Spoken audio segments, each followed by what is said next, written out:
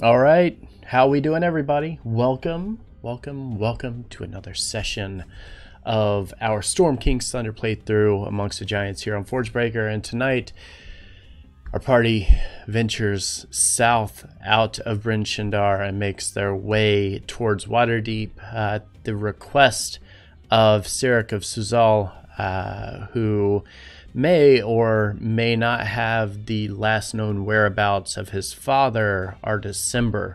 But before we get into that, let's cover our schedule real quick, and then we'll get through our recap and then get the session started. As far as I know, Sunday we are doing Entropy, so that's the current plan. Sunday, 7:30 Eastern Time. We'll jump in, continue our Tomb of Annihilation playthrough, which should be fun and exciting, and I'm really looking forward to it. The day after Christmas, December 26th, which is next Wednesday, will be Civil War Session 1 of Season 2. So I hope you tune in for that. That should be fun as we get to learn about our new characters and have a little fun trying to adjust to the new setting. Stealing Dragons returns on the 28th. Ascension returns, I think it's December 30th.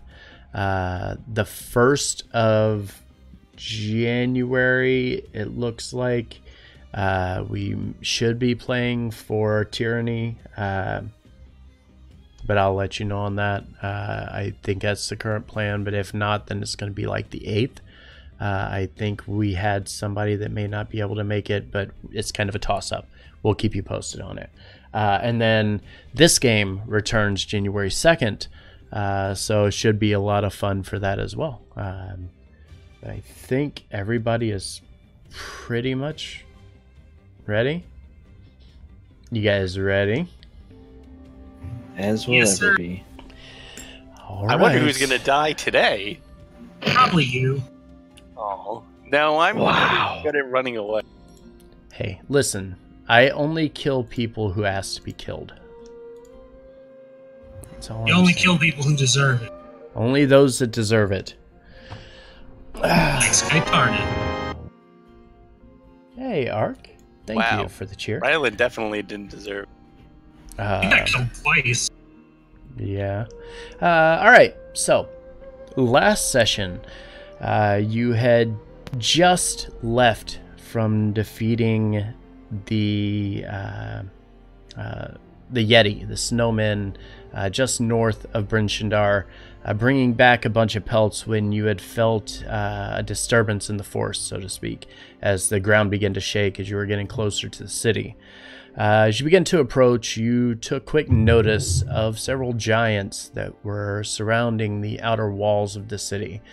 Not really doing anything, but getting prepared. Reaching down, grabbing very large boulders, and getting ready to kind of gather them up and start throwing them over the wall if necessary. And as you started to move in, you got this sense that they didn't really care that you were there. They were following orders, and you were not part of their instructions, so they ignored you as you went by and entered into the city. That is where you saw Sheriff Markham Southwell, who quickly rushed over asking if you were mad and told you to get down, which seemed a little overdramatic considering the Giants really didn't care.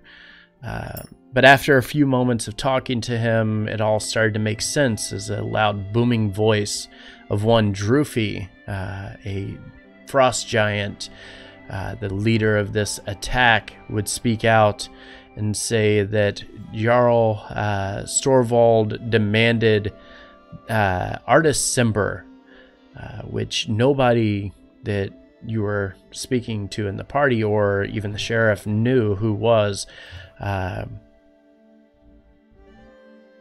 They demanded this individual to be turned over to them, or the city would suffer the consequences.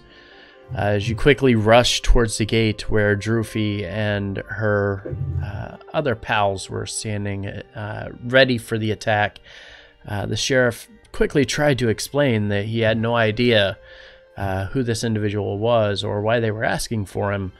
And the giants would have none of it and immediately begin their assault on the city, with Drufi blowing a giant ivory horn, which signaled to begin their attack. As they did, however, the party quickly springing to action, with Guy Everyman and what was our other character's name? That other guy. That other guy? Argram. Argron. That one guy didn't really cared about. That one guy that was kind of quiet and wasn't very charismatic. They both jumped down, attempting to stop the assault, but unfortunately for them, these were frost giants, and they were having none of it, laying waste to them rather quickly before charging forward, breaking down the gate, and entering into the city. The party would put up a pretty good fight with our two combatants from out front, eventually falling in combat as the others would begin to take them down. First taking Drufi, at which point the follower directly behind her would run forward, grab onto the horn, letting out a signal that indicated to the other frost giants that it was time to retreat. As they began to leave the city and pull back, the party didn't let up and continued to slowly pick apart this group of frost giants as they were leaving, but the damage had already been done. With two fallen teammates, along with Sheriff Southwell falling in combat, Calidus looked at the party and looked over at the sheriff, recognizing the importance of keeping the sheriff alive, and quickly rushed over, reviving him. And that is actually where we ended our session last week. So you guys are here.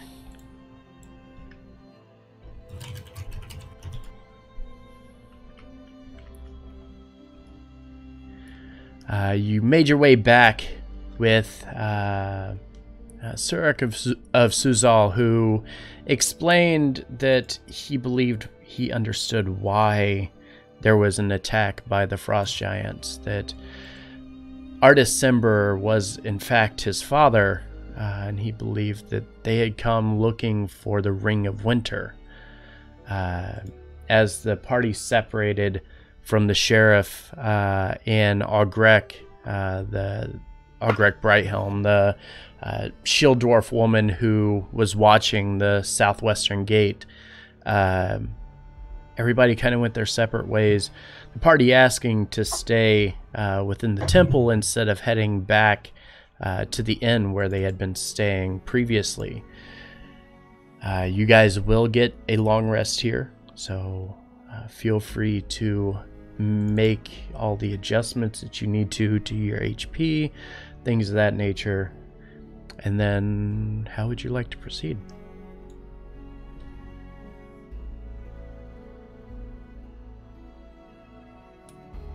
All right.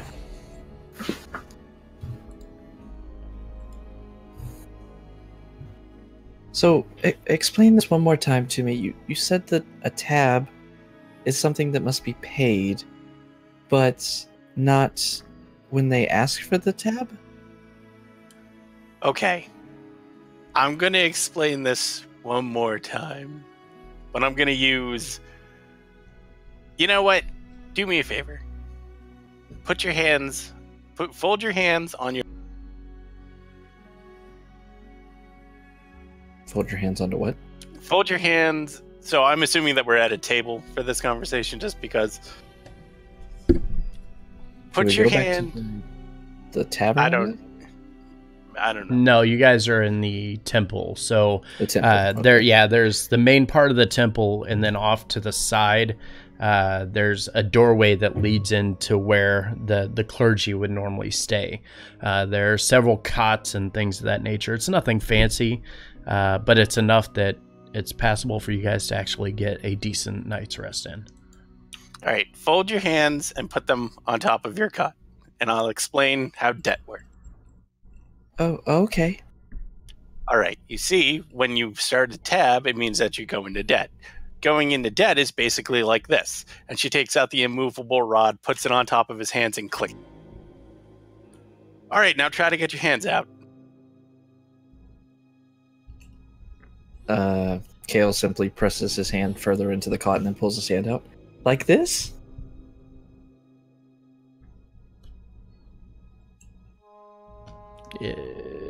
Parrot flips over the cut. Stopped With it from him going on up. Down, not so much. This is why it would have worked better with a table.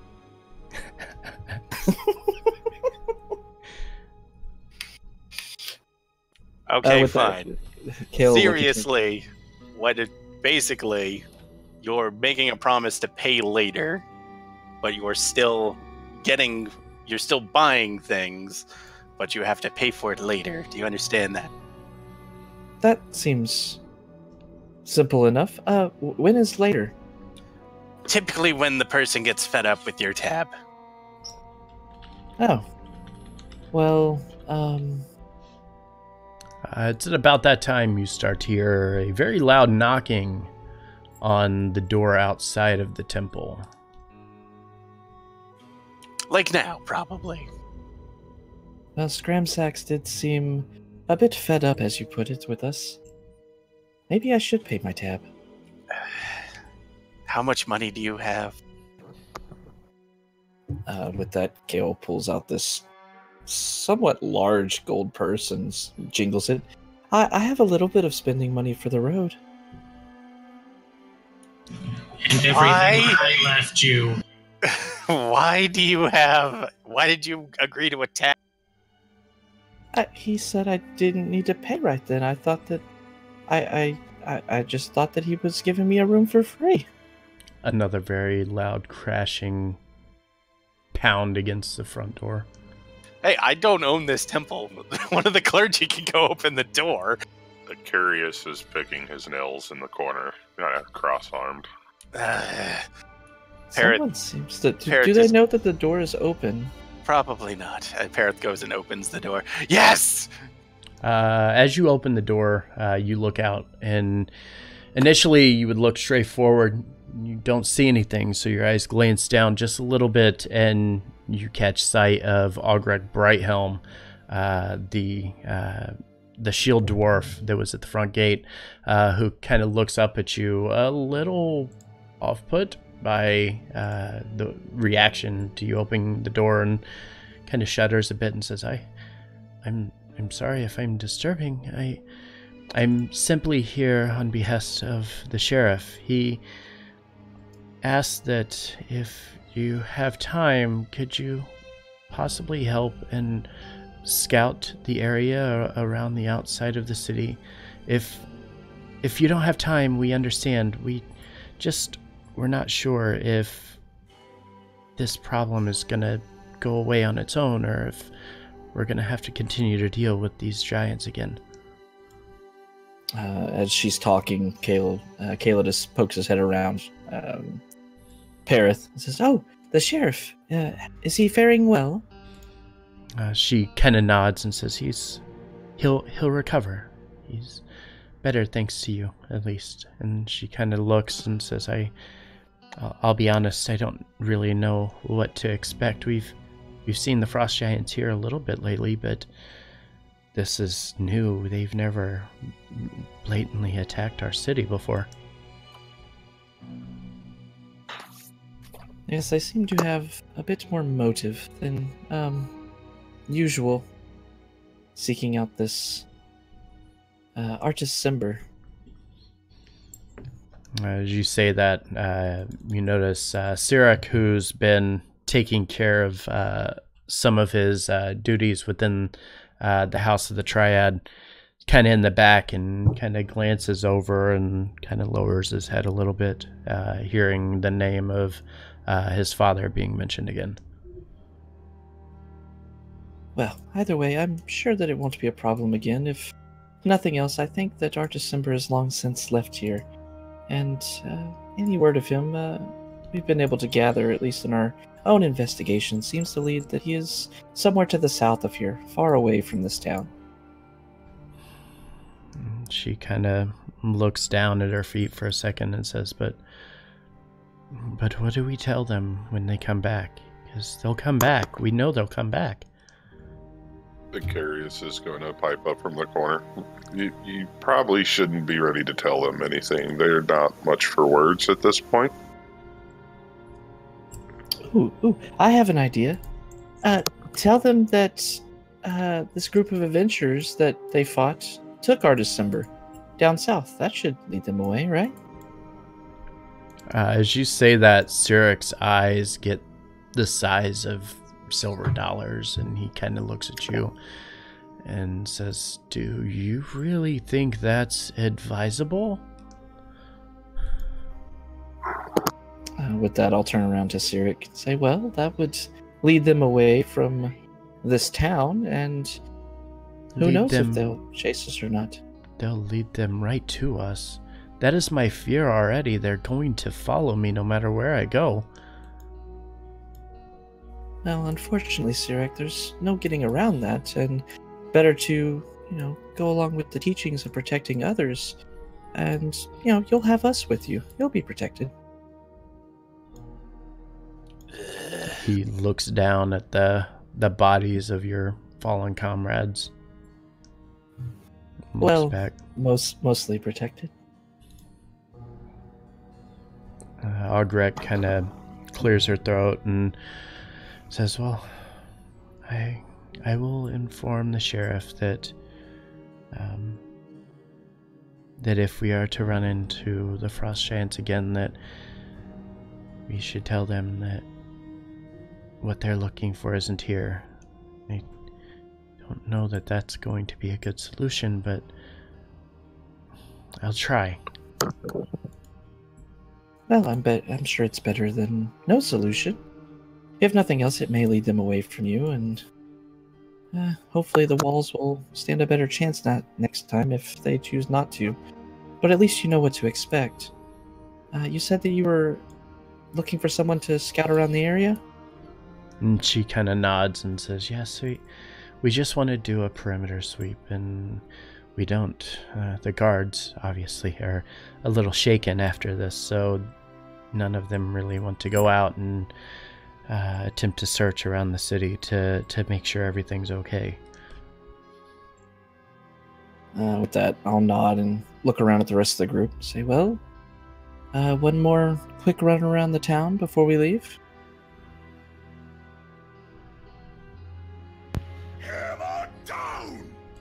I'll just shrug. Thank you, Tormidian. I'm not sure if that's advisable. And welcome, new viewers. We really do need to be getting on our way. Before that, I apparently need to go back to the inn and talk to Scramsax. I apparently have offended him. Well, with what they're going to tell the giants, Scramsax is going to have to go through a horde of frost giants to make you pay that debt. Probably, yeah. Well, I would hate to owe a debt that I'm not supposed to, though.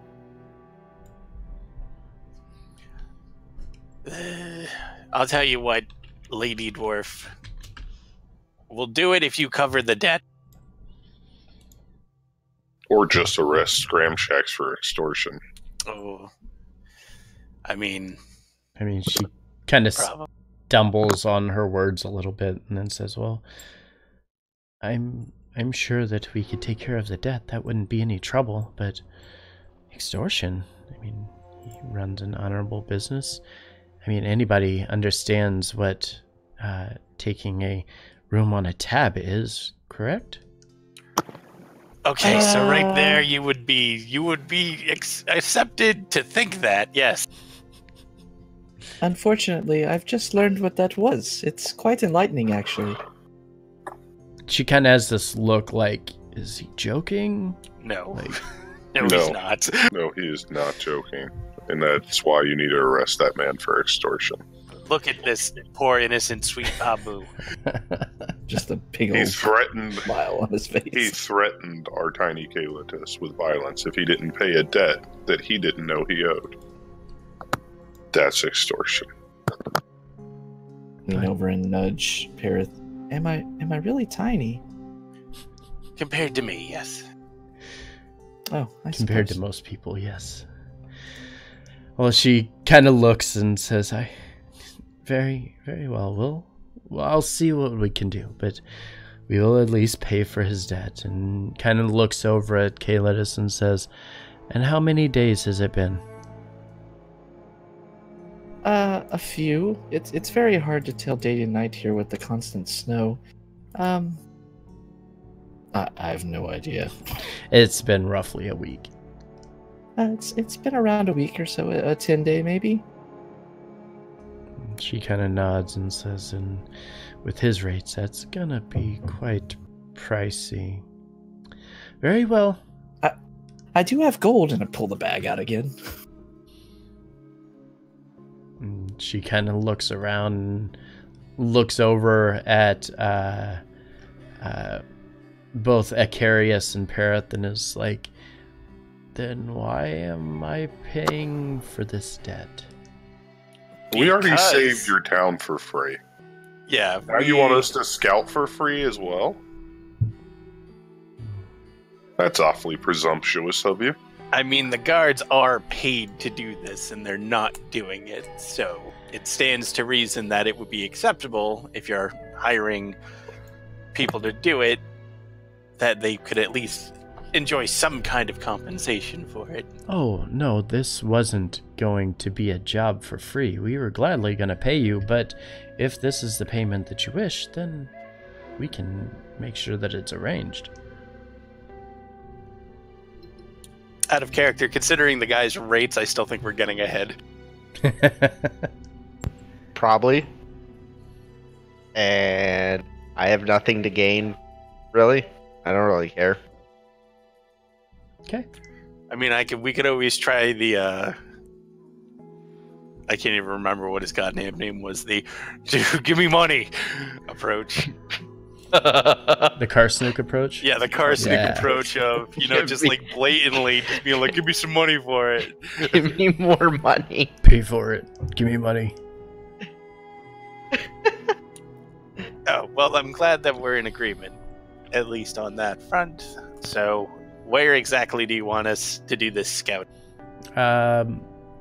She thinks for a second and says, well, really the only thing that we need is just a couple miles out around the perimeter. If you could just make a circle or lap around the outer walls and scout out as far as you possibly can and see, if there's anything remaining, well, that would obviously benefit us a little bit. All right. We did leave our cart out there anyway. Probably a good idea to make sure that it's still intact. Okay. And she kind of nods and says, well, the sheriff thanks you, and I appreciate everything that you did, especially saving Sheriff Markham. That means more to me than you will know. Well, you can thank this one for that. And she pats Kalitus on the head. Much like a dog. Like a pet. I was just doing what anyone would do, right? I can't bring Yes. people back to life. Oh, well, if you could, you certainly would have brought the sheriff. I think we should probably get going. I think that's a good idea, too. Okay. So yeah, immediately she kind of nods and thanks you again, making her way back over to the sheriff's house to verify that he's still good. Kind of pass along the message that you're gonna make a lap around the outside perimeter of the city before making your way south. Is there anything else for the evening that you would like to do before settling in, taking your long rest and waking up in the morning and heading out? Nope. Okay. All right. So yeah, you get the benefits of a long rest. You wake up in the morning. Everything occurred as you would expect it. Nothing out of the ordinary. You wake up. The House of the Triad is a little active first thing in the morning. Some of the citizens coming in to pay their respects to their god, and you see Sirik, and you see Sirik kind of watching over some of the ceremonies and helping in any way that he can. And he watches as you guys start to get up and make your way out, leading back out into the city streets again. If you are heading out to make your rounds, I will need one person to give me a D100 roll, please.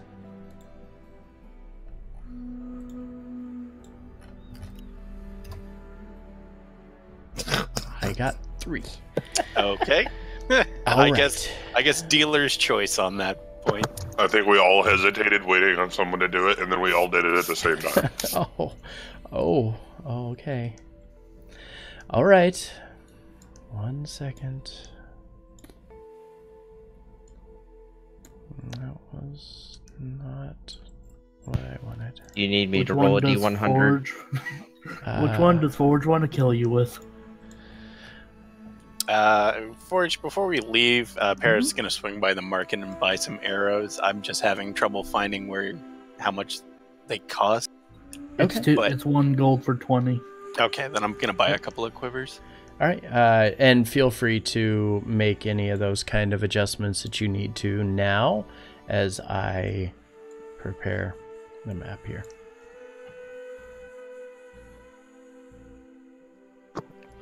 Wait, where's the health potion store?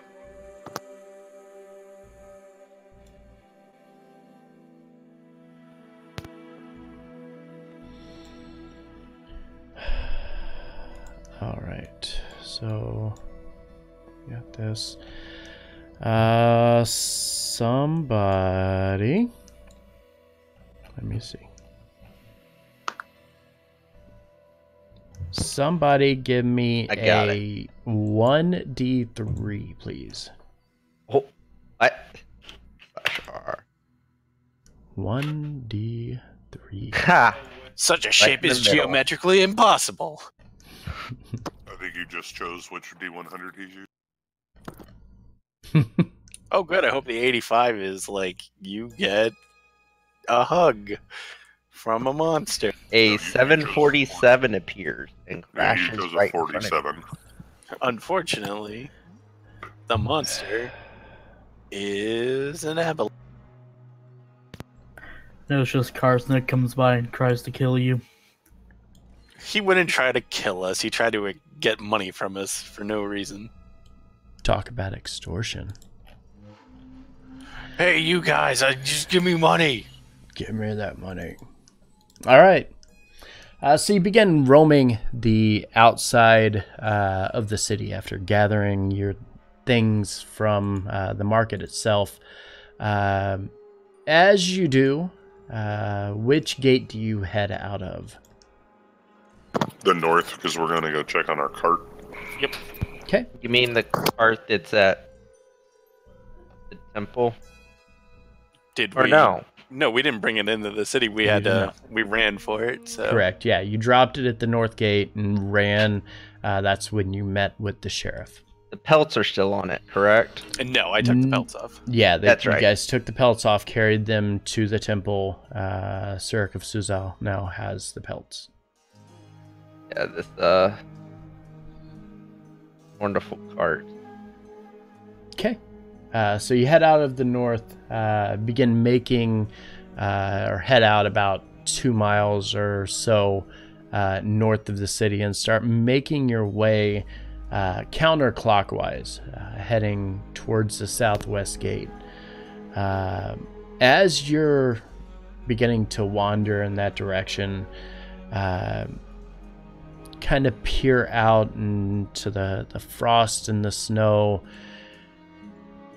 and your eyes set upon 2 frost giants off in the distance, watching. Not aggressive, just watching very, very intently. Oh. Oh dear. How would you like to proceed? Ooh. I would like to back away slowly. Gentleman Joe, thank you for the host. We mean you no harm. They do not respond.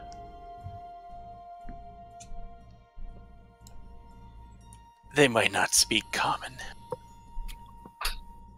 That's a good point. I do not speak giant, unfortunately. I dabble. I'm going to ask them why they're here in Elvish. And they do not respond. Parrot's gonna call out hello in giant. In giant, the one to the north responds, "Why are you here?" Okay, so they understood me, which is good because, like I said, I dabble. My giant's really rough. They want to know why we're here. The same could be asked of them. Why are they here? Because this is the outskirts of a non-giant town. If they walk to the south gate, they may see other non-giants walking around. Right. Well, we were sent to look for threats. You could ask him if they're a threat. Parrot will call out. Great. We're just looking around.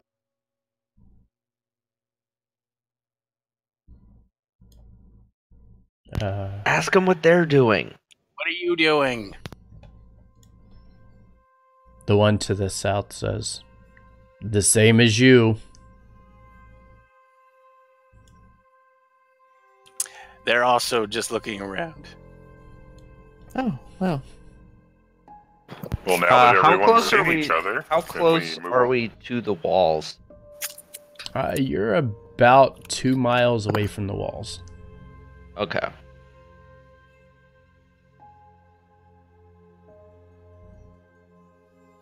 I'm just ignore me. I'm not range checking for any reason.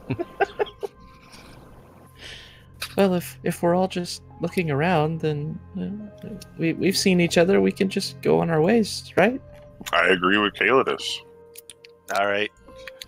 I'll try that. Oh God.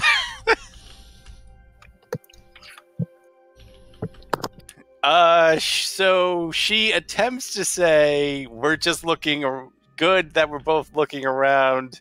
We could just go on our separate ways. But again, her giant's really bad. So it's entirely possible, and I'll let Forge decide because I'm rolling percentile for this. But it's entirely possible that Forge can decide that she just insulted. Great. That one frost giant looks to be making a snowball. I've never been in a snowball fight before. That's not a snowball. There. All right, so I Caleb. either told them that we can go our separate ways, or that their mom goes everywhere. Whoa! Oh. Hey, that's not very nice. I told you my giant is rough. But you don't know which one you just told them. No. I'm gonna take a step back from Parith. It looks like you may have insulted them. I think You that may maybe want to clear that up. I feel like either we should clear it up or maybe let them go about their way. We'll find a different path. All right. Hold on. I got this. Crap. Do you? I do. It's a 50-50. Do you? All right. Hey. I may have said something I didn't mean. I don't fully. I'm not great with this. We're just gonna go. All right. The two frost giants just watch. We should I think they're letting probably us leave. get going. Back away slowly. All Nothing right. to see here, just a tiefling disappearing into the snow. Bye. And then he just buries himself. They're digging a hole.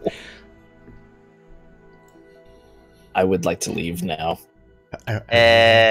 We head to the east, west. Which one do y'all want to go? Definitely the opposite direction. So yeah, you would head back east, probably southeast, going closer towards the southwestern gate of the city. We'll move you back over to the map here. So that puts you guys right over in this area here. I really hope we get to like the Giant King at some point, and I roll high on that because that would be really fun. You don't know how I am doing my 50-50 rolls either. It could be odd and even. It could. Hey, I said it was dealer's choice, so I'm just rolling because I thought it was fun. Okay. So I you think you back need to away. brush up on your giants. The two frost giants built their ice boulders, but didn't appear to pick them up, and they certainly didn't launch them at you. You have made contact with frost giants. What would you like to do now? Let's not go back that way, I think. Okay, we can go the other way and see if we run into any more. Okay. If we do, Parith, don't insult their mothers. I think they take offense to that. Okay, you know, I only learned the swears. That's not helpful. No, I know it's not helpful. Does anyone else speak giants? Oh dear. Not me. All right. Look, it's fine. I can say hello. I can say your mother, clearly. So that's the beginnings of a conversation. Not necessarily a good one, unfortunately. It's all about context. All right. So you started at the north gate. You've made your way to the west of the city, heading counterclockwise. Do you return to the city to confirm that you have seen giants, or do you want to continue to scope around the outside? I mean, we're still alive. I'd say we continue scoping out the city around it. Right? Yes. Sure. Okay. Somebody give me, just one person, D100 roll. Me. Havoc really wants to roll that D100. Okay. You continue on for a few more hours, making your way around the outer edges of the city, eventually making your way basically in this general area, a bit further from the wall, obviously, because you're about 2 miles out. You don't see anything. Everything seems clear at this point. Well, it seems our path that we'll be using to leave seems to be clear. That's nice, I suppose. I'm going to make a perception check just to be safe. Okay. Yeah, from what you can see, looking south-southeast, everything appears clear.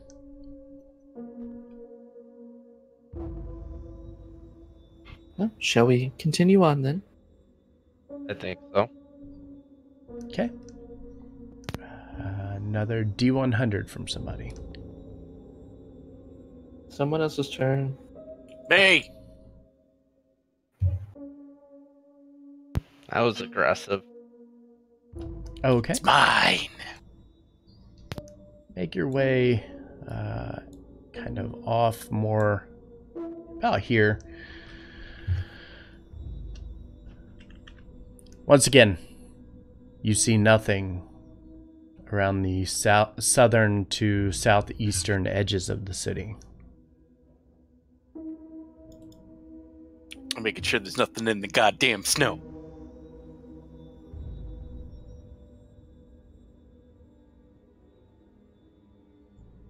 Okay.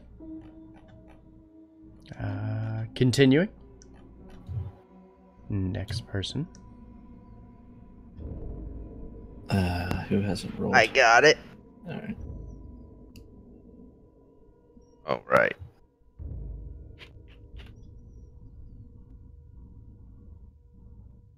Okay. You run into a succubus. Make your way about here. And as I'm you're not sorry. Don't be. Don't be. as Nice. you're kind of wandering off in this direction, not too dissimilar from before, off to the far east, you once again see 2 additional frost giants on the far eastern edge of the city. It's almost like this was a place that we were, but the positions just got swapped around in order to save space on map. Look, I have a snow map and I'm using that damn thing as much as I damn well please, okay? I'm not going to be able to use this when you go south. Because as soon as you get to wherever you're going, I'm not using this anymore. Should we just wave at him and keep walking? I mean, I thought it was fun when I was talking to him. Parith, can you very clearly and concisely ask them if they mean us any harm?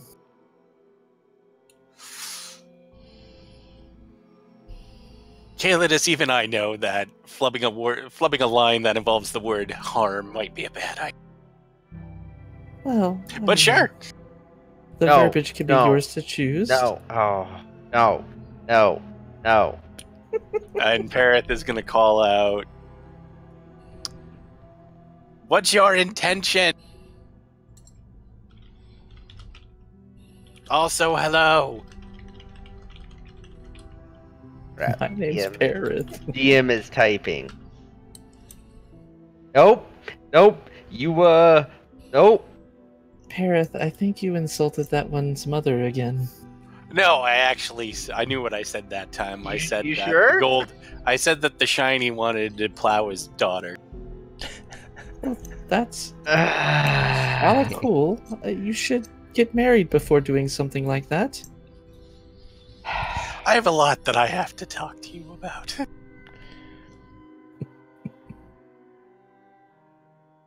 I had no such intention. Yeah, you're right. You shinies only want to plow your own system.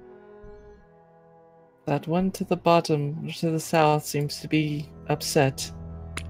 Yeah, you might want to clear this up as I continue my patrol walking away. You watch as the one Slowly. to the south begins to slowly lift the boulder.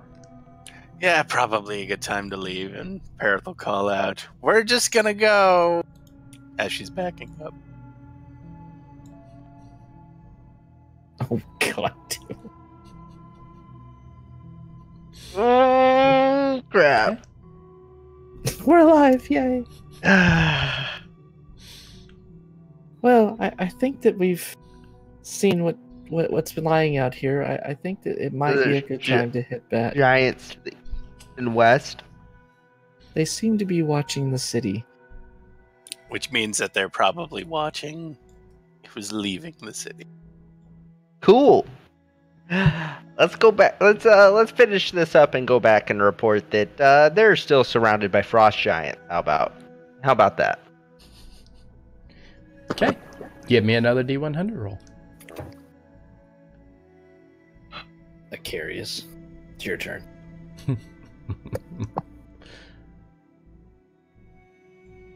Forge, I just want to thank you for rolling with this giant language thing. It's making my night amusing as. Somebody give me a D100, please. Zorn, are you here? All right. Guess I'll roll it. Too late. Oh. Okay. Get about here, and again you see two frost giants off to the northeast. I think we just go with the smile and wave, Yeah, I think smile, wave, and head back to town. and at just this keep walking. Are you sure you don't want to Acknowledge- say hello? No. Have you seen gonna- how well the past 2 hellos have gone? Well, they didn't attack us. There's that at least. Not immediately, but they were getting ready to. Well, if someone insulted your mother, I think that you would probably attack them. Yes. Yeah. Sure. So why deal with that at all? Just smile and wave. As we kind of turn and start walking away, are they following us? No, you notice these giants appear to be looking towards the roads. The ones to the far west were actually glancing off to the southeast of where they were, looking towards the southwestern gate. When you approached to the far east of the city, the two frost giants were actually close by the east way, which is the road heading east out of Bryn Shindar. And then these to the northeast are looking over, watching the north gate. Well, it seems that our departure from Bryn Shandir will not go unnoticed, it seems.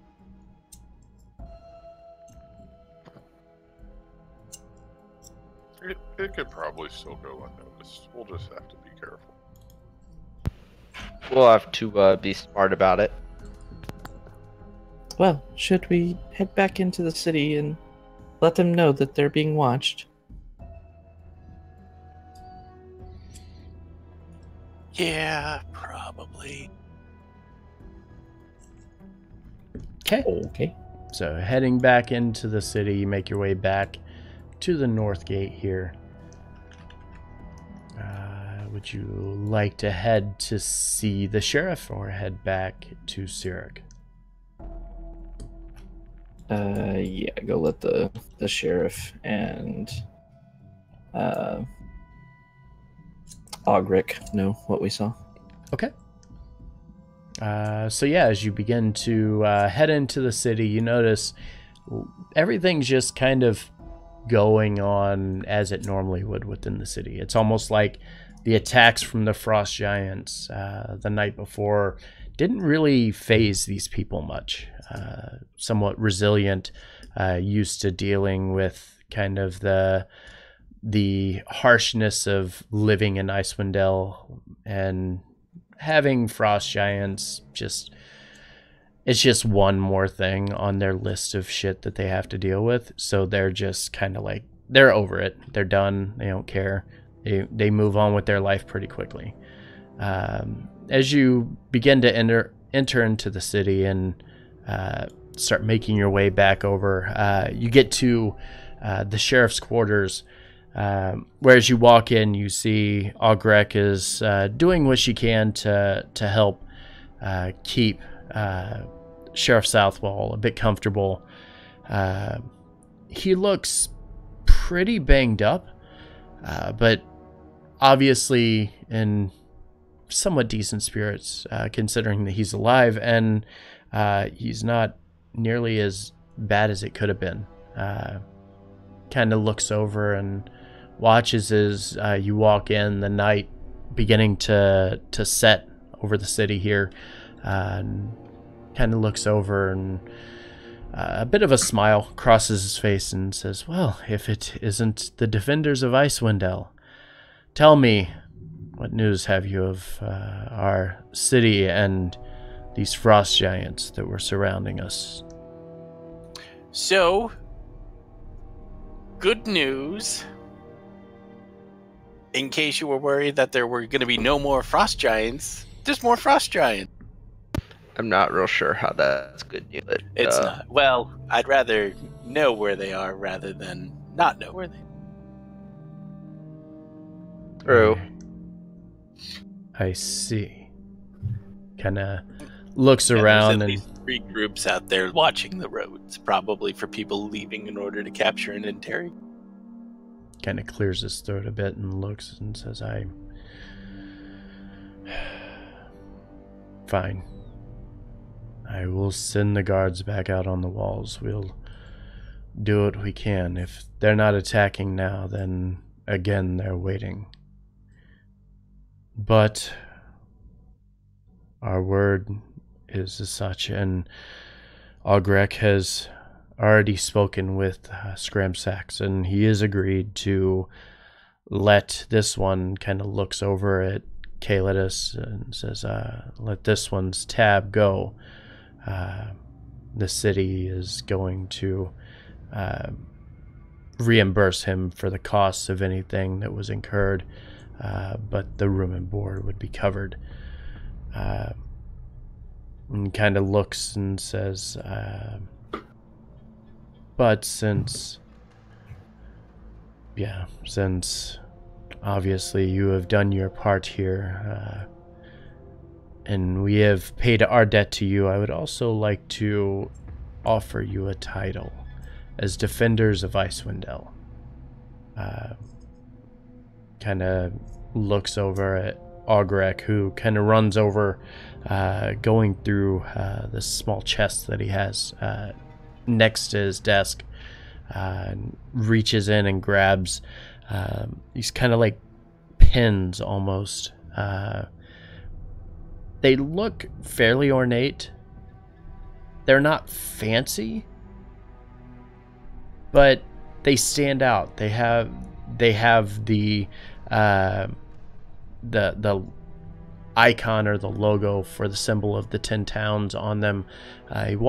She walks over and hands them to each of you and says, as long as none of you do anything to soil your reputation, any of the settlements within the 10 towns will extend a courtesy to you. Anything that you ask, they will obviously oblige you in any way they can. He stops for a second and says, in addition, if you're ever in need, well, you can always just pass along that you have aided our city, and I'm sure that our many friends throughout not just Icewind Dale, but the Sword Coast itself will be accepting and offer you accommodation should you so require them. Well, that's very nice of you. We didn't do that much. Our other 2 former comrades are the ones that deserve the praise. Thank you, Stay Hydrated Bot. He nods and says, I will make sure that their names will be celebrated. But I suppose individuals such as yourself have more to do than just hang out around the city like this. It's obvious you're not from here, and I can't imagine after a giant attack that you would want to stick around knowing there are more outside of our city walls. Well, it's not necessarily as you put it. We've all, for our different reasons, been investigating this. Well, there's a bit of an outbreak for giant attacks that we've noticed, and we're trying to investigate why. Our separate journeys led us here, and we were happy to, be of service to protect the people here, but sadly our investigation does lead us southward now. He nods and says, I wish I had more I could offer to you, but unfortunately, I know far little or not nearly as much as what you guys have already gathered. But should you ever need our assistance, you can always send word back to our city, and anything that we can do to assist, we will be sure to do so. We appreciate that, Sheriff. If there's anything we need, we'll not hesitate to call you, and if dire times do fall upon Bryn Shindir again, please do not hesitate to contact us again, and if we are able, we will of course come back to help. And with that, you watch as Augrek starts to kind of get up and move around again, attempting to make the sheriff comfortable, and looks back at the rest of you and says, I can't thank you enough for everything that you've done here, helping to save our city from the attack and, well, keeping the sheriff safe. It means a lot to us. The sheriff and myself would like you to have these. And she reaches forward and hands you a pretty big leather pouch. Within this pouch are gemstones that are about the size of probably like that half the size of what a dollar bill would be, at a value of 500 each. The sack contains 20 of them. Oh, holy shit! Yikes. So would it be in bad form if we immediately ran to pawn these off in the town that they gave it to us? I don't know. Would it? Yes. I don't know. That's why I'm Yes. asking you. And she kind of looks at you. Who's taking the pouch? Harith will. Okay. Very hesitant.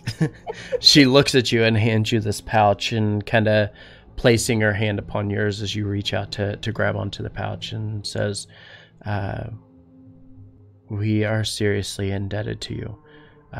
Thank you for everything, and if there is any way that we could ever return the favor, please let us know.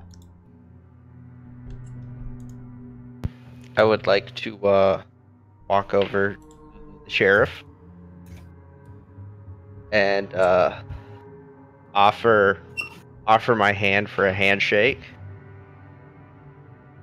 And he reaches up, kind of grabbing onto his side as he reaches forward to shake your hand.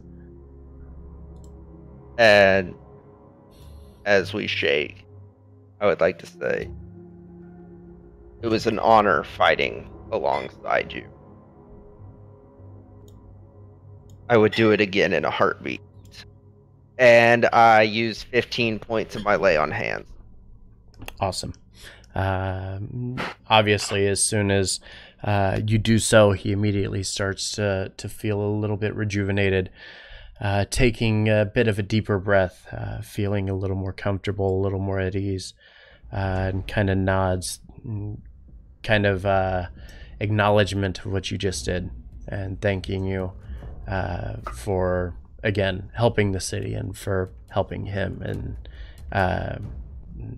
just now with your healing. I nod and rejoin the group. Are there any diamonds in this bag? There are no diamonds in the bag. Oh. There are rubies and some emeralds and sapphires, all in kind of varying sizes based on their value, to give you that number.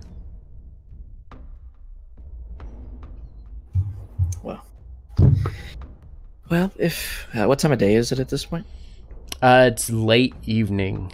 Sun's starting to set in. By the time you gathered your belongings to head out of the city, it'd probably be dark. Probably what? It would probably be dark by that time. Okay. Well, I can't see in the dark.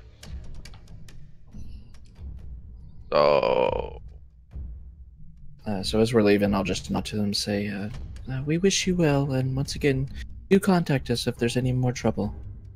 And as we're walking out, and Alec will say he doesn't see in the dark, I'll kind of look over and think for a moment and say, well, maybe the giants can't either if we want to move out of the city unseen. It would be a good idea. Would it be a nature check to know if they see in the dark? Because they're one of my favorite enemies, so I have advantage to know. Yeah, we'll call it nature. That's fine. 19. Sorry, one sec. Looking at something. Oh, come on, roll 20. Quit being dumb. You mean to tell me that you don't remember every single monster stat block in existence? I do not. I absolutely do not. What sort of DM are you? I know, right? This freaking guy pretending to be a DM. Hey, look, he's a phony. He's a big fat phony. You do know that giants, particularly frost giants, do have dark vision. Yeah, they can see. But their dark vision is only up to 60 feet. And if they're several miles out and they're several miles away from the road, they're not going to really see you at nighttime. Unless they're right up on the road. Correct. They would have to be pretty close by. You don't think they would move up to the road? I don't think they expect anyone to leave at night. It's cold out there. It's really cold out there. I don't mind doing it. I can keep us provisioned for the trip, and a moving target at night is hard to hit. But it will be extremely unpleasant. Mm-hmm. I may be ignorant to this, but I think that them seeing us and trying to stop us would be much more unpleasant than the cold.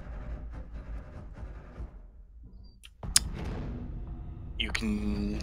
Yes. We could do either way. They both have their drawbacks. They both have their advantage.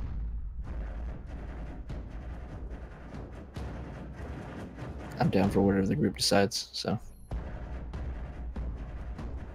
Okay. At night, we would probably have a little bit more cover and be able to sneak out a little bit easier. But at daytime, we'd be able to see and fight a little better, so... The issue also is we will most definitely need torches because most of us can't see. So... Which means we can be seen from a ways we can still away. be seen, and there's not a lot of cover out there for us to kind of like mosey behind. I think best bet is leave very early in the morning. Okay. I can see a little ways in the dark. Good for you. I mean, if you're worried about nobody being able to see, I can see a little bit. How's your perception? I can see things sometimes. Not filling me with a lot of confidence. Not often. All right, so what's the choice? Leaving in the morning. I think leaving very early. Very early while we still have some darkness, but the morning's gonna start. As the sun rises. Yeah, like it's still dark, but we're getting light as. Okay. Because I'm of the opinion right now that they're watching the roads near the town, so if we leave while it's still dark, and if it gets light when we're kind of past that where they are, then all the better. I would agree with that. Okay. Yeah, let's go ahead and roll with that then. All right, so you settle in for the night. You pass along word to Suzal that you will be leaving in the morning. He seems a little hesitant at first, mostly because, as he's kind of mentioned before, he doesn't really feel safe being in the city knowing that they're looking for his father, and he feels like they're tracking him anyways. And especially now that you have kind of passed along to the sheriff and to his right-hand woman to let them know that you guys are basically escorting her, making sure that the individual is not here, that they're going to be following you anyways. He's kind of on edge about this choice. But he, as reluctant as he may be, he finally settles into the idea,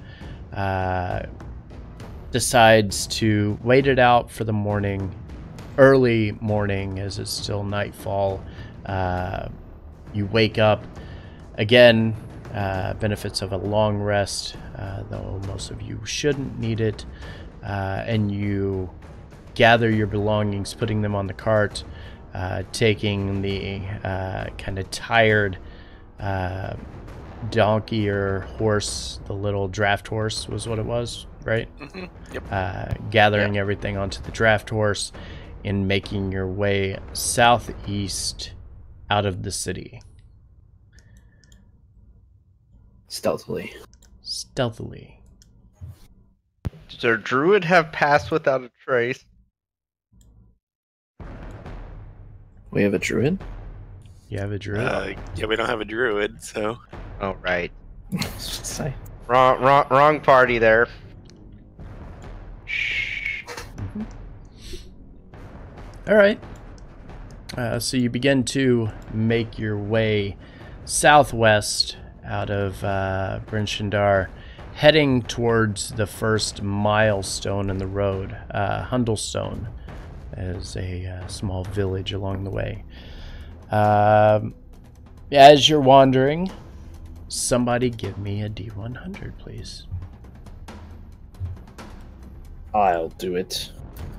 It is your turn, I think. Ooh. Kaelidus, how did you get dysentery? Yikes. Okay. I wasn't supposed to eat that snow back there.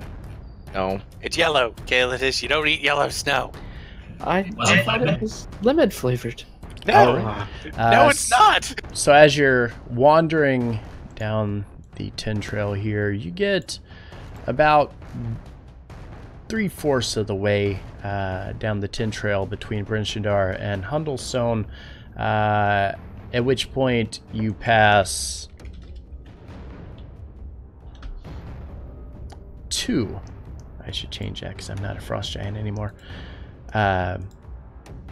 You pass two travelers heading northeast towards the city, who barely acknowledge you, kind of nodding a little bit as you pass. Nothing truly outstanding about them as they make their way past you, but other than that, you continue on, reaching some of the highest elevations along the tin trail, basically only seeing a few shrubs that kind of cling to life against the moss-covered rocks. Path to the south is somewhat treacherous. It's a frozen tundra, obviously. Makes it difficult for a caravan to pass, but, you know, obviously one or two people is a little different. And obviously I could probably change the music here. I'll do that in a minute. Or should I? However, as you continue your journey, off in the distance, you see, as the sun's beginning to slowly set, you see a small column of gray-colored smoke that can be clearly seen through the falling snow.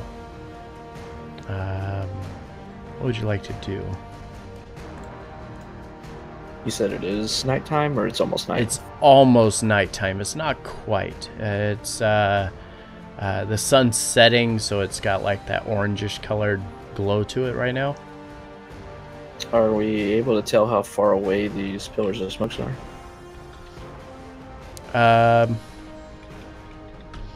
we go. I bet I can with this great perception check. Yeah, that's better. From where you are, it's maybe another mile ahead. I think we're getting close to someone. I think we could power on a little longer. I'm kind of tired, but unless you're tired, then of course we'll stop. I'm fine. We pass giants. They know we're on the road. I'd feel better in some sort of civilization. Blech, that just felt wrong saying. Okay, so as you continue walking southwest, you begin to approach what you can see to be a small snow shelter, kind of dug like a hole dug out of the ground with snow kind of packed in tightly to protect somebody from the elements, sitting roughly 15 feet away from smoldering blocks of wood that have nearly turned to ash at this point, that are putting out this very kind of small gray column of smoke. Looks like somebody had recently been using this, possibly during the overnight or just to get warm again.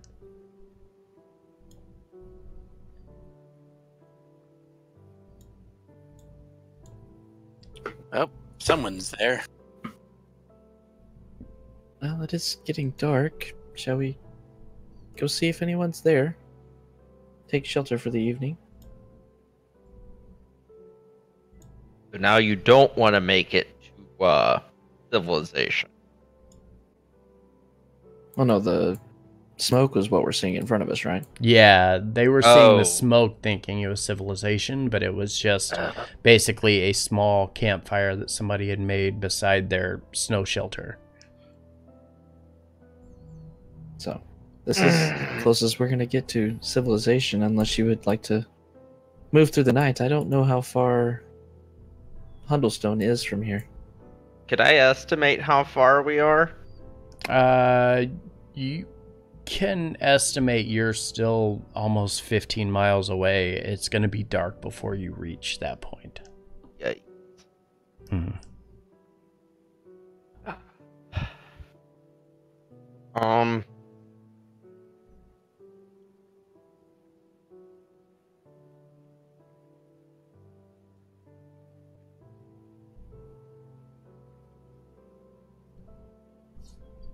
Let's see about asking to share a camp. It may be more enjoyable than walking through the dark. Maybe they have food. Hot food. That'd be nice. I can go catch us food. Okay, so you're going to approach the camp. Yes. All right. And as you start to get closer, you notice as you kind of walk around, you see like the mound built up where they had built the snow shelter. It's empty. Nothing really out of the ordinary sits within it except for a small note within the shelter itself that just reads, "I'll see you soon." I'm gonna try to look for tracks, but it's snowing, so I'm not holding out much faith that I'm gonna find. Okay. There are tons of tracks in every direction from this. Nothing specific, though, because this is a heavily trafficked road between the two cities. So you would not be able to track anything particular here. I wonder who this note was intended for.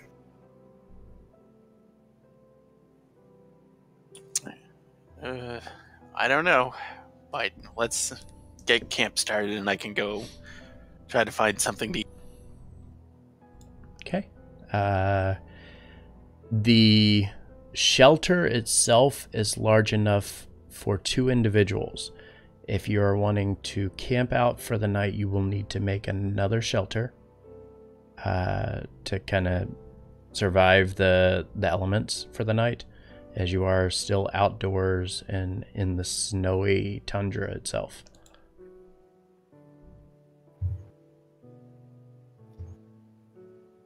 I can sleep outside if need be and keep a watch. You want to sleep out in the winter? Well, I don't particularly want to, but it's not large enough for all of us, so we could have... We Maybe can all make four of it us. bigger. Or Why we don't could you make go- another. Why don't you make a snow fort while I go out to hunt? And I'm going to use my Wanderer feature to go out and get food and drink for 5 people. Okay. Drink is pretty easy because you gather up some of the snow, bring it back, and you can quickly melt it for water, basically, right at the campfire. Food, on the other hand, is pretty scarce. You're able to gather up some snowberries and things of that nature, just enough to kind of satisfy your hunger, but not enough, obviously, for it to be a meal. I found 500 pounds of snowberries, but can only carry 50 back. That's still a lot of snowberries, actually. Now that I think about it, like that's an absurd amount of berries. 50 pounds. If you are wanting to create another snow shelter, I will need one person to give me a survival check, and the person that is crafting it to give me a sleight of hand check. I can give you a survival, but sleight of hand ain't that great. Anybody more dexterous than these giant dragon fingers? Yeah, I could probably build the thing. All right, I was gonna say my dex isn't that bad, so I could give it a shot. But yeah, anyway, Oh, just shit. We now have a snow palace. All right, so Oh, that's survival. based on the information that Acarius was given by Perith on how to properly assemble a snow shelter, Acarius starts building it and is just completely lost because Perith doesn't quite understand how snow shelters work. you just pile snow and then you live in it. Like I don't understand why you're looking at me like so that. he does this and then he stops, and after a minute you just watch as Acarius just kind of raises his hand and points to say, like, just give me a second, and thinks about it, and he ends up building like an actual igloo, like making blocks of snow that pile on top of each other, and you could climb inside of it and be fully in shelter with the campfire within it. See, exactly like I told you to do it. Good job, Acarius. Yeah, I think this is pretty close to your plans. This is close, right? Yeah, what did I tell you? I said it's made out of snow and you can get inside of it. What is this? Leaning- Made out of snow, you can get inside. Lean over to Alakul. Didn't Parrot say something about making a triangle somewhere? I don't see one anywhere. I bury him in the snow. Don't worry about it. We have a functioning shelter with or without the help of Perith. I think you mean to say with the help of Parrot. I said what I meant to say. I will shoot you in the knee. I'm just gonna shake my head and climb in my igloo. I start walking towards the igloo, and I walk by Parrot and just tap her on the arm, say, "You did your best," and walk into the igloo. Ooh, that's almost as bad as saying, God, you're awful. Does my igloo only fit 2 people? Oh no, your igloo fits the whole party if they want to climb inside. It's a, like, you started making it and you're like, no, fuck that, I can make bigger. And you started building it and you're like, no, I've got this, guys, watch. Hey, Carius, I need you for a second. You want to stay outside for a minute? Wait, but it's gonna be warm in Or there. not a Carius, I'm sorry. Kayla is. Acarius lights the fire and sighs, thank God. There's a fire in here, Parrot. Come inside. Yeah, I just need you out here for a minute.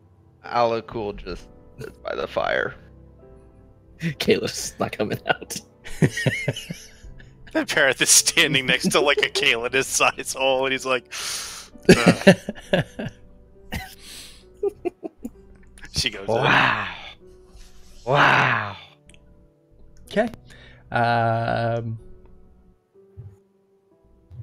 Yeah, you settle in for the night.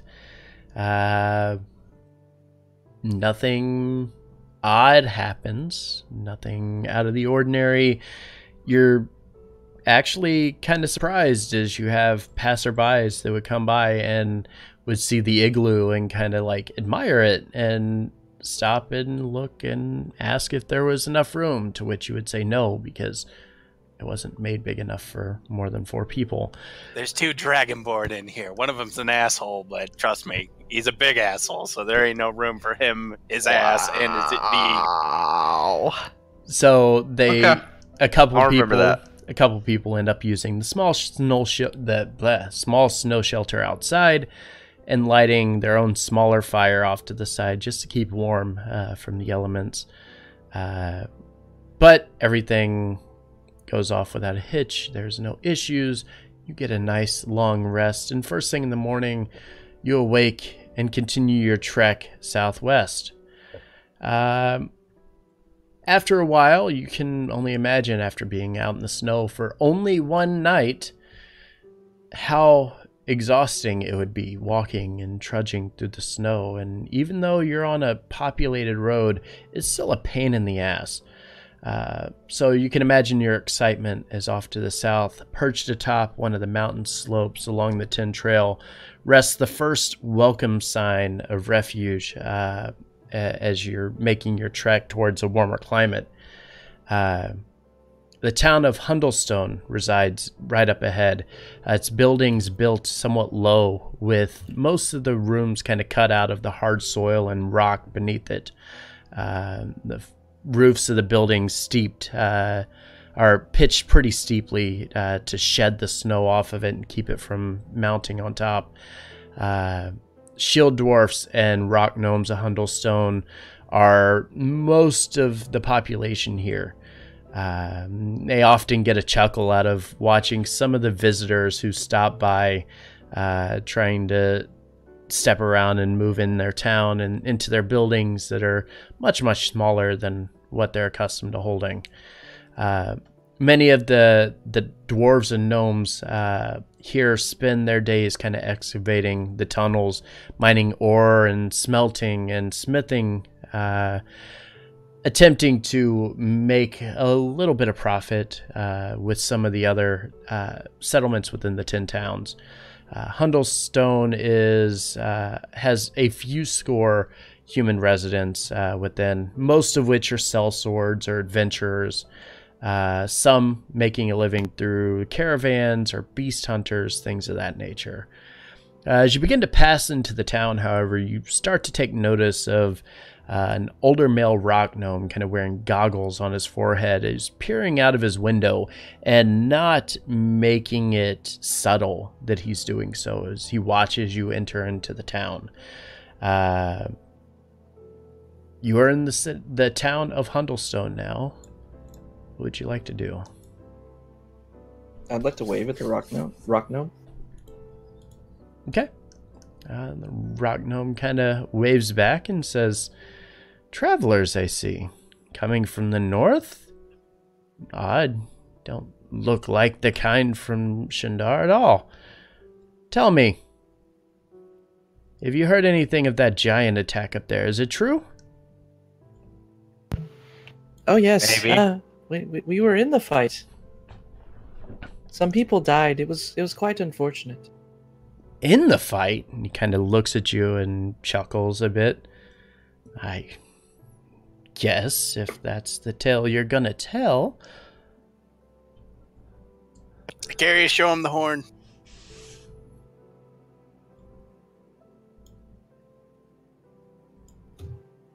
I think you ended up with it, didn't you? I don't have it. His mic is messing up, I think. Nobody had the horn. It was gigantic. It was a very large horn. It was Didn't bigger we than all of you. Sell it. Pretty sure we just left it there. Think you left it, yeah. Oh well. It was worth a lot of money, but it was huge. Yeah. Should have sold. I'm not going to defend myself to a rock gnome anyway. He's going to die when the frost giants come down here. Wow. He kind of overhears You're you not and wrong.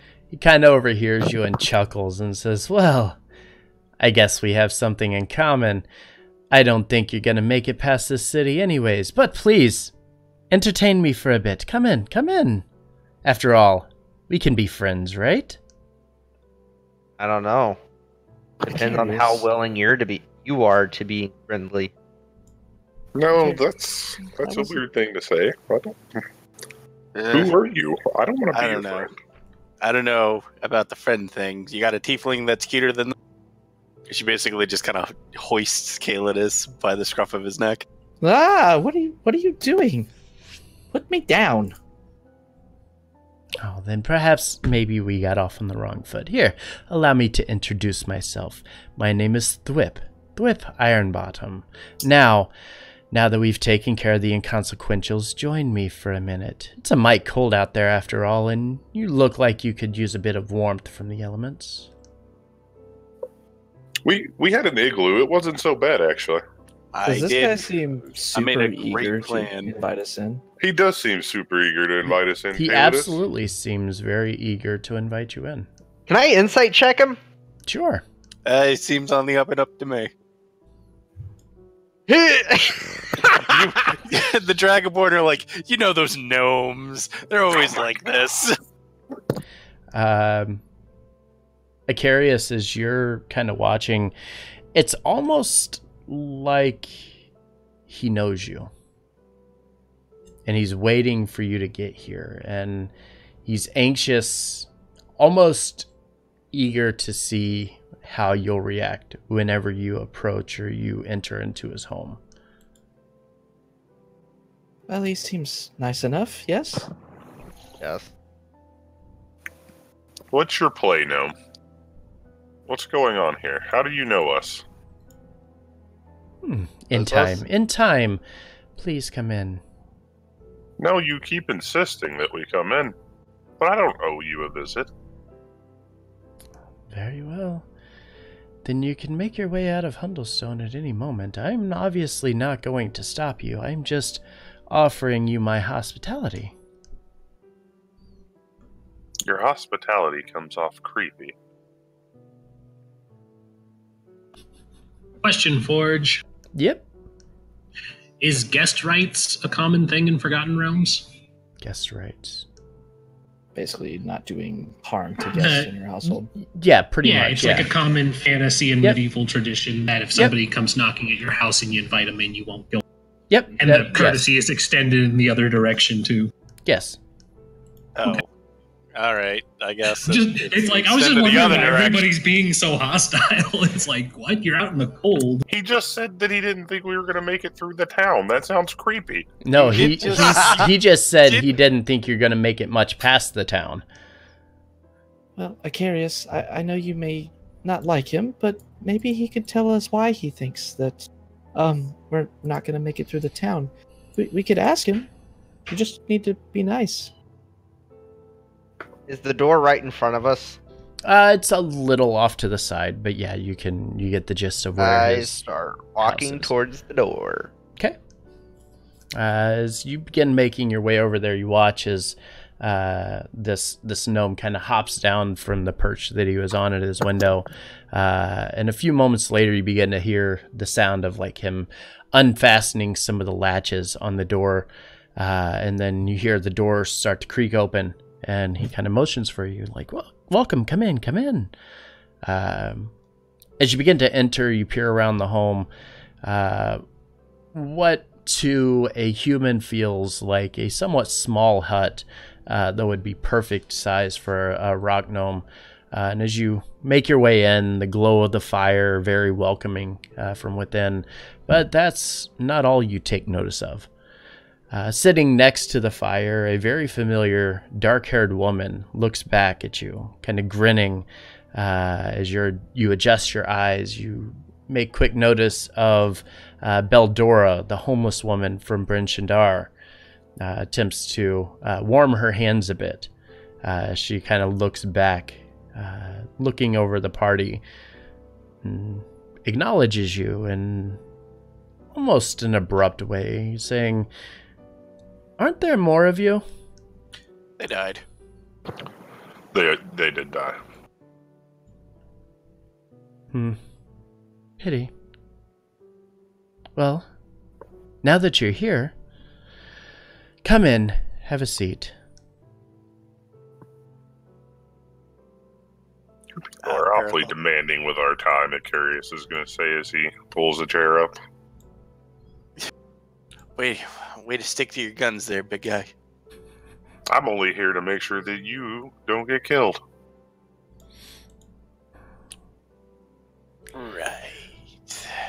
So, She'll also take a seat. let's get down to business, shall we? I want to apologize for what happened in Brunshindar. I needed a way to make sure that you were trustworthy and, well, I didn't really know how else but to take your money and see how things would go. Gullible, yes, you're very gullible, but naive? Well, yeah, of course, certainly. Trustworthy? Well, you didn't rat me out to Southwell, which proves enough to me. I mean, certainly you knew that cart wasn't truly for sale, right? I had my suspicions. Very well. But that's not why you're here. You're here because the Harpers need people like you to help them. We've been tracking the giants for quite some time now, and, well, we feel their actions are getting a little out of hand.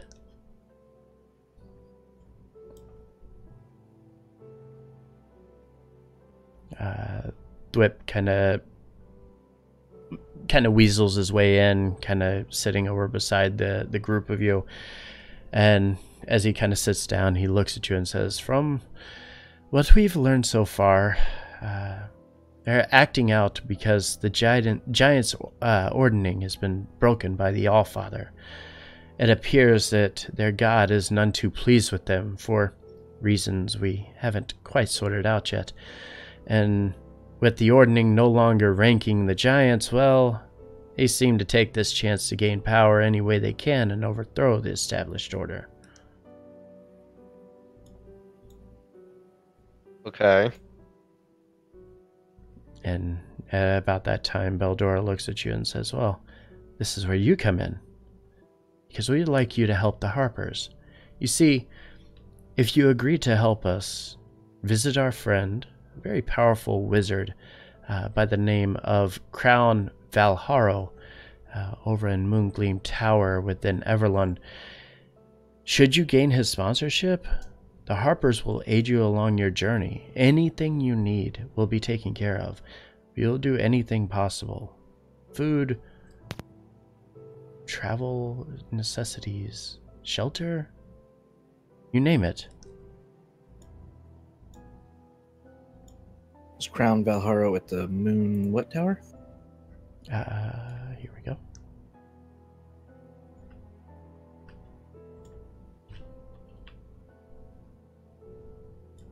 Gleam. Moongleam Tower.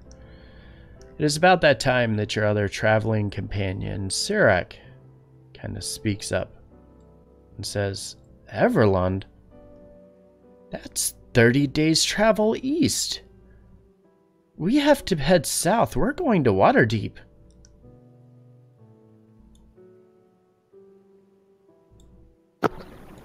That is the way we were headed. Wait, what do you mean we're? No, we must get to my father.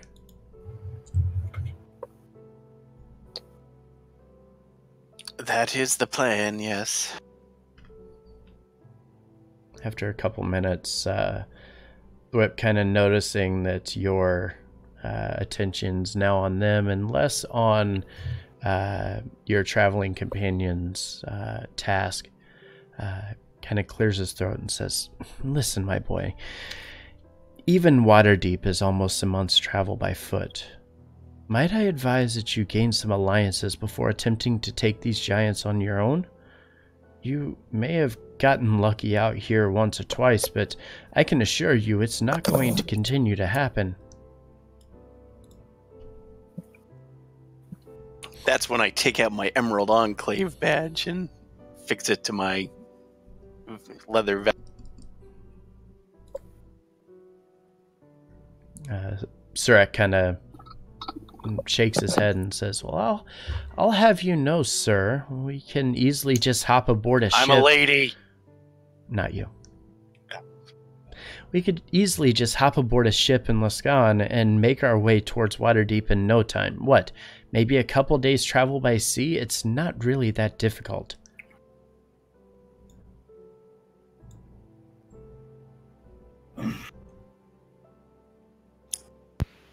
So, if we were to go see this wizard, would you take our friend here down to Waterdeep? Beldora kind of shakes her head no.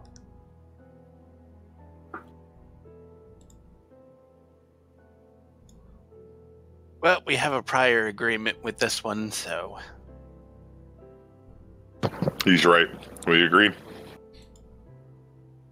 After a couple of minutes, you notice Beldora's kind of been sitting here thinking on this and looks over at Sirak and says, "Tell me, have you ever been to Lascaux?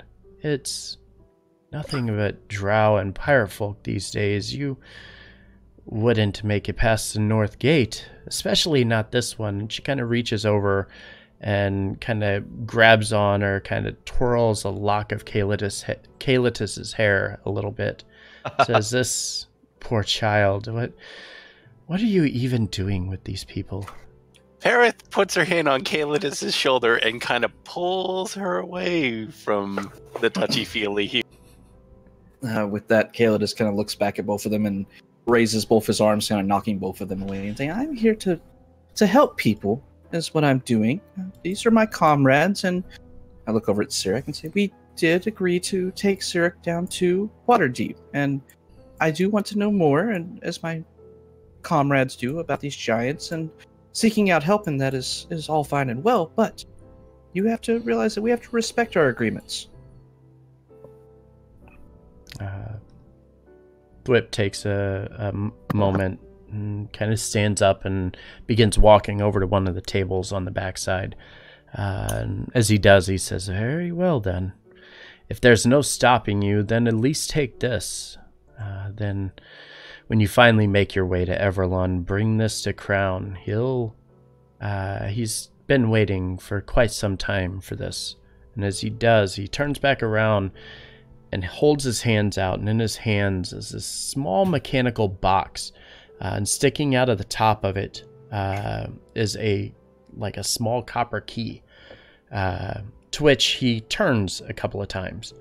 As he does, the box begins to shake and then begins to move and unfold, revealing a tiny clockwork dog made out of copper and tin. The key kind of sticking out of the backside of this pet. As he sets it down, it begins to wander around like a normal pet would. He looks at you and says, "Be sure to deliver this to my friend, and if you ever want to have it out, you just need to make sure that you wind it up. It'll last for a few hours without, but otherwise, it's just going to be a box."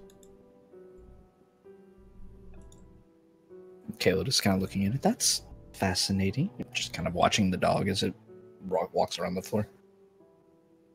How big is this dog?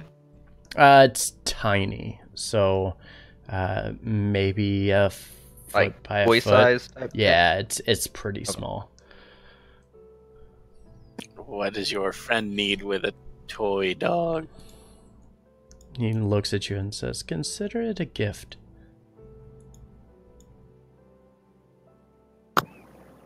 I'm going to lean over to Kalitus and say, "I don't understand why people invite us places and give us things and tell us to do stuff and then call it a gift." I think that has something to do with being an adventurer. I'm not too sure. It still confuses me, but as long as we're helping people, it's fine, right? If you say so, little one. You're too precious for this world sometimes, Kalitus. Looking down amongst my robes, I'm not that little. You are quite small. I'm gonna let that one go. Caleb is like pushing 6 feet, so like I'm not a tiny person. Scrawny is all get out, but not short. He's you're wiry, okay?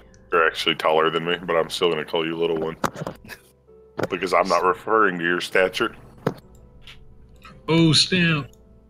Okay. Damn, son. So he hands you the clockwork dog, which continues, like I said, it acts like a normal dog would. It reacts to your movements and things you're doing. He looks at you and says, well, just remember, Crown Valharo at Moongleam Tower. You must get his sponsorship, and should you do so, we will do everything we can to assist you in taking down these giants. We will gather information for you. Anytime that you need our assistance, it will be there. And this is Harper's. Thwip talking. This was Thwip, yes. As he's saying that, I'll kind of nod and say, well, we must take our friend to Waterdeep first, but we can set out for Everland afterwards. Once we complete this and meet Crown Valharo, how are we supposed to contact you again? Oh, don't worry. That'll all be taken care of whenever you reach Everland. Oh, that's convenient, I suppose. Very well then. And I stepped away, so I probably missed some stuff. Did he say, like, why he thought we wouldn't make it past Hundlestone? Nobody asked. So why do you think we won't make it past this? So why do you think we won't make it past the town? He looks at you and looks over the whole party and says, well, not to be offensive, but, well, look at you. Well, not to be offensive, but you're fucking short. And I can punch you across the room if we're not being offensive. Harith, that was very rude. He chuckles and says, unfortunately for me, there's nothing I can do about my height, but there is something you can do about your abilities to take down giants. I am offering you something to do to improve that. Like, I assume hiring on more people or getting more people? No, by giving you information. Wait, what information have you given us? So far, you've just told us to go somewhere. I've told you to gain sponsorship. I am not in any right to be able to tell you everything that I know about this. That's not information, that's recruitment. I never said that I was an information dealer, now did I? Just 10 seconds ago. You did say you had information. The Harpers have information. He does not. Oh, I got you. So he's not even a Harper. He's a Harper tag-along. He is a Harper, but he only knows what is good for him in this town, because this is the town that he lives. Just like Beldora was from Bryn Shindar, she had information that she brought to him about the frost giants attacking Bryn Shindar. So now he's more in the loop about that and can now relay that information back as well. You get a feeling that he's the contact for the villages within the 10 towns to contact back to Everland.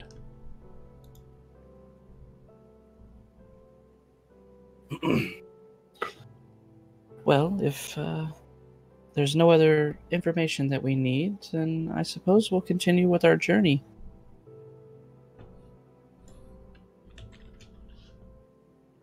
Why am I still Frost Giant? I don't know, Forge. Why are you still a Frost Giant? I don't know. You go outside and then the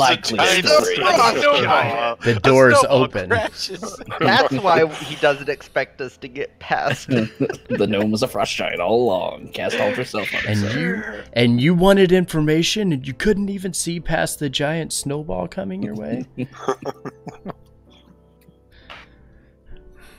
Arius didn't see one coming before. Yeah, that was true. Oh my god, that's still so damn funny. It's true. Yeah. Never saw it coming.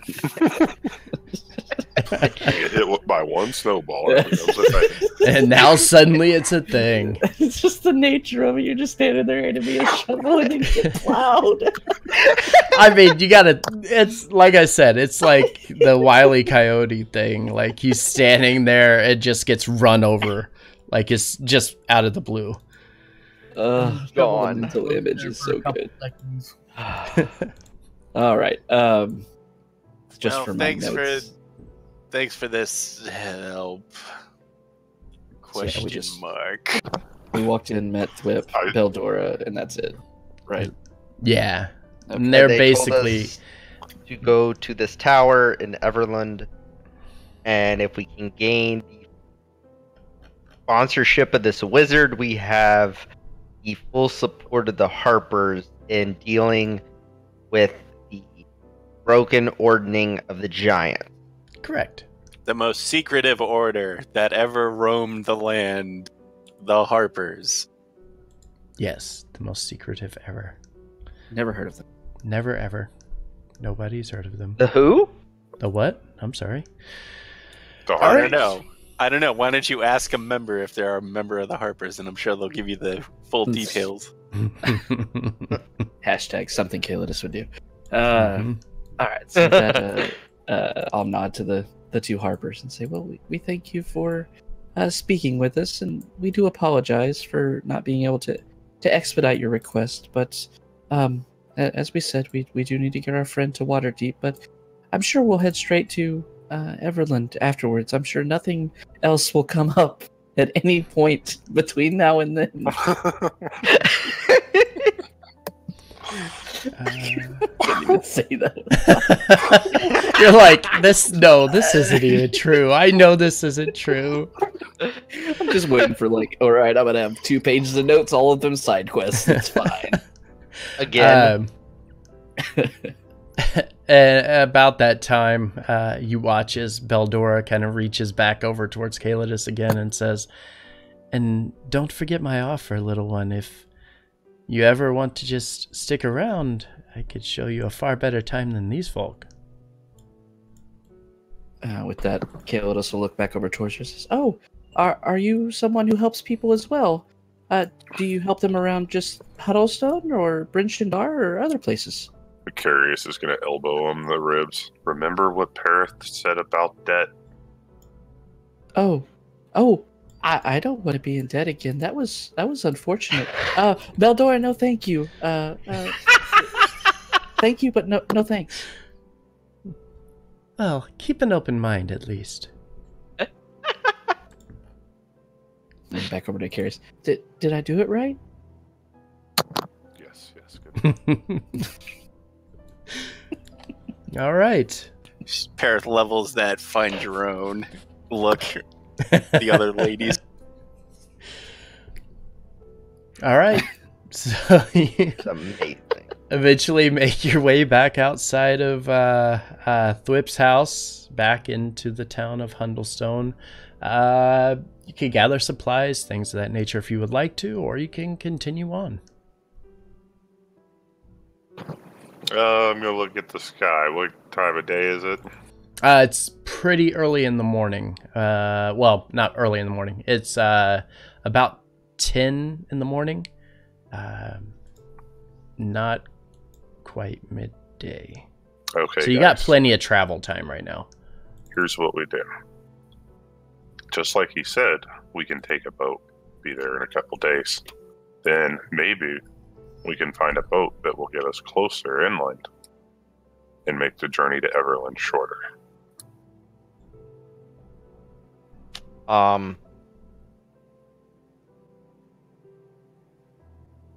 There are some rivers coming up that way. You do know the Desaran River, which passes right through Yartar.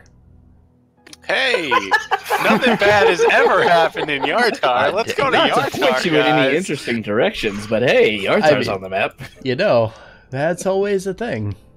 I have a bad feeling about going to Yartar. Bound It just- to It bitches. just sounds unpleasant. I heard I get- there's some I- goblins roaming the area. I get a On my sense of travels. great evil.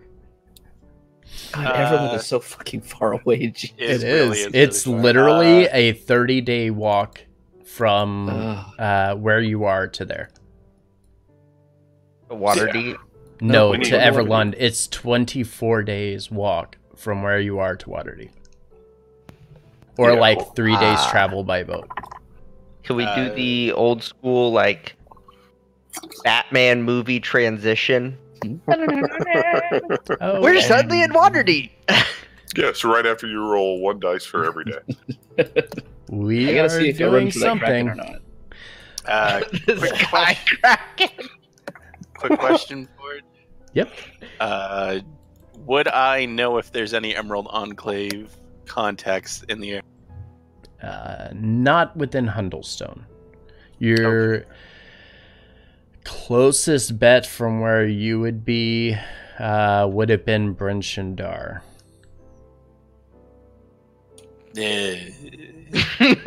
Yeah.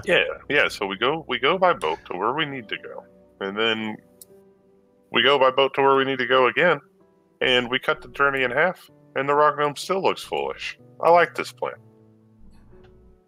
Wow, I mean, I know I hate Shine Butt over there, but you seem pretty harsh on the gnome just for being a gnome. He was creepy.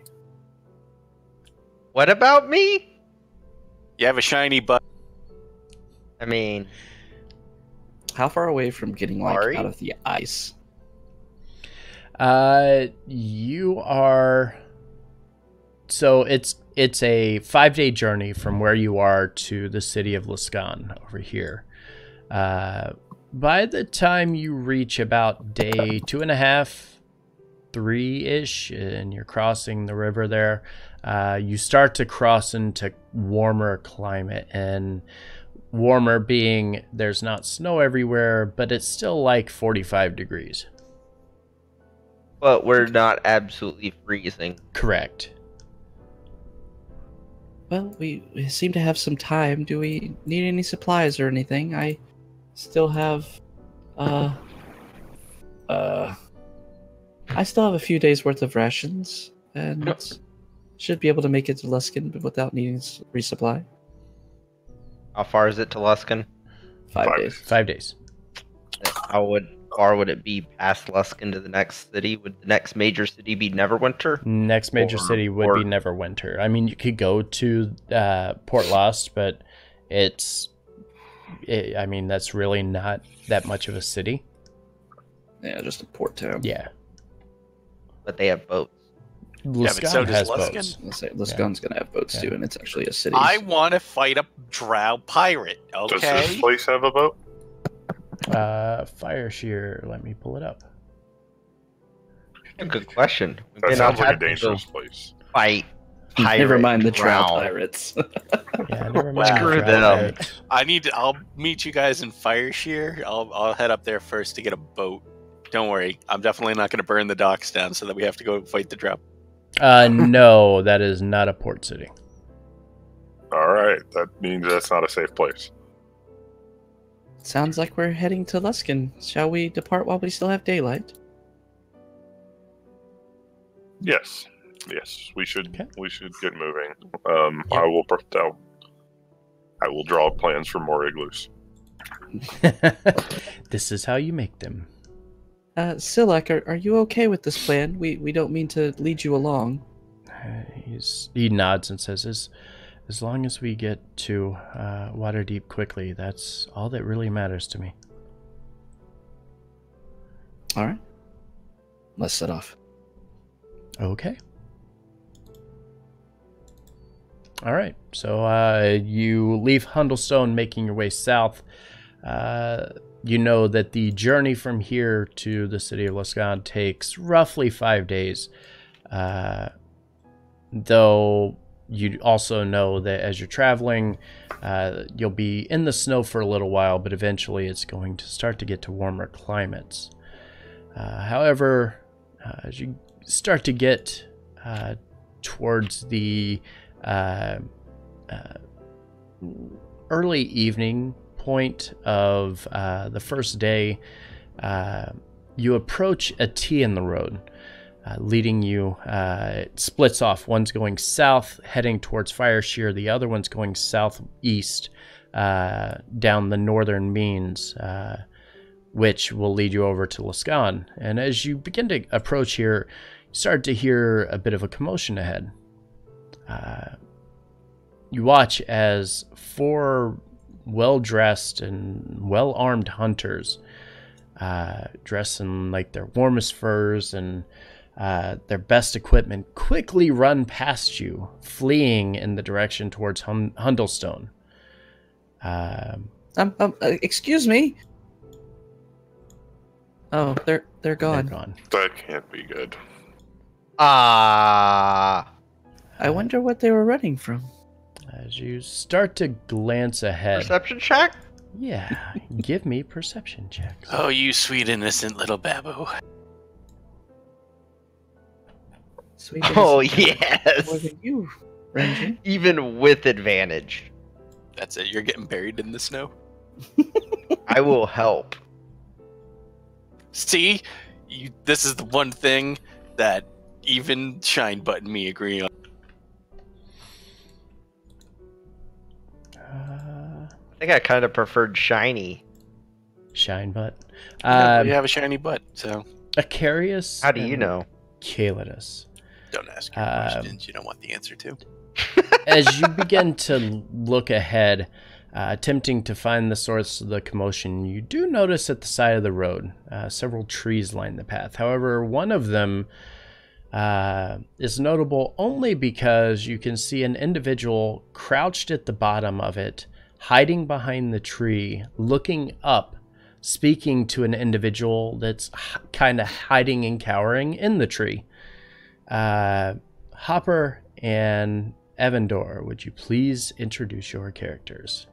Oh. Ignore this. Don't worry about it. Not getting range for any reason. Okay, so Yeah. Evandor is a human who stands at a little bit under 6 feet and has like shoulder-length blonde hair, and he looks to be in about 40. And he is currently stuck up in a tree. And Hopper? Rin isn't in the chat. No. Rip. Where'd he go? I don't know. That was the one that disconnected a second ago. I think he got DC'd or something because he's not even on Discord. Yeah. Oh. Internet exploded. Oh no. Well, that's super awkward. That's your On the Wrong internet. time. sounds like a break time. What happened? I had to go. Yeah, we'll actually, that's what we'll 2 do. hours? We'll take a quick 5-minute break, and then when Rin comes back, he can introduce his character, and then we'll discuss what the hell's going on You're in a tree. And how you got stuck in a tree. and why he's in a tree. And why there's hunters running from y'all. Uh-huh.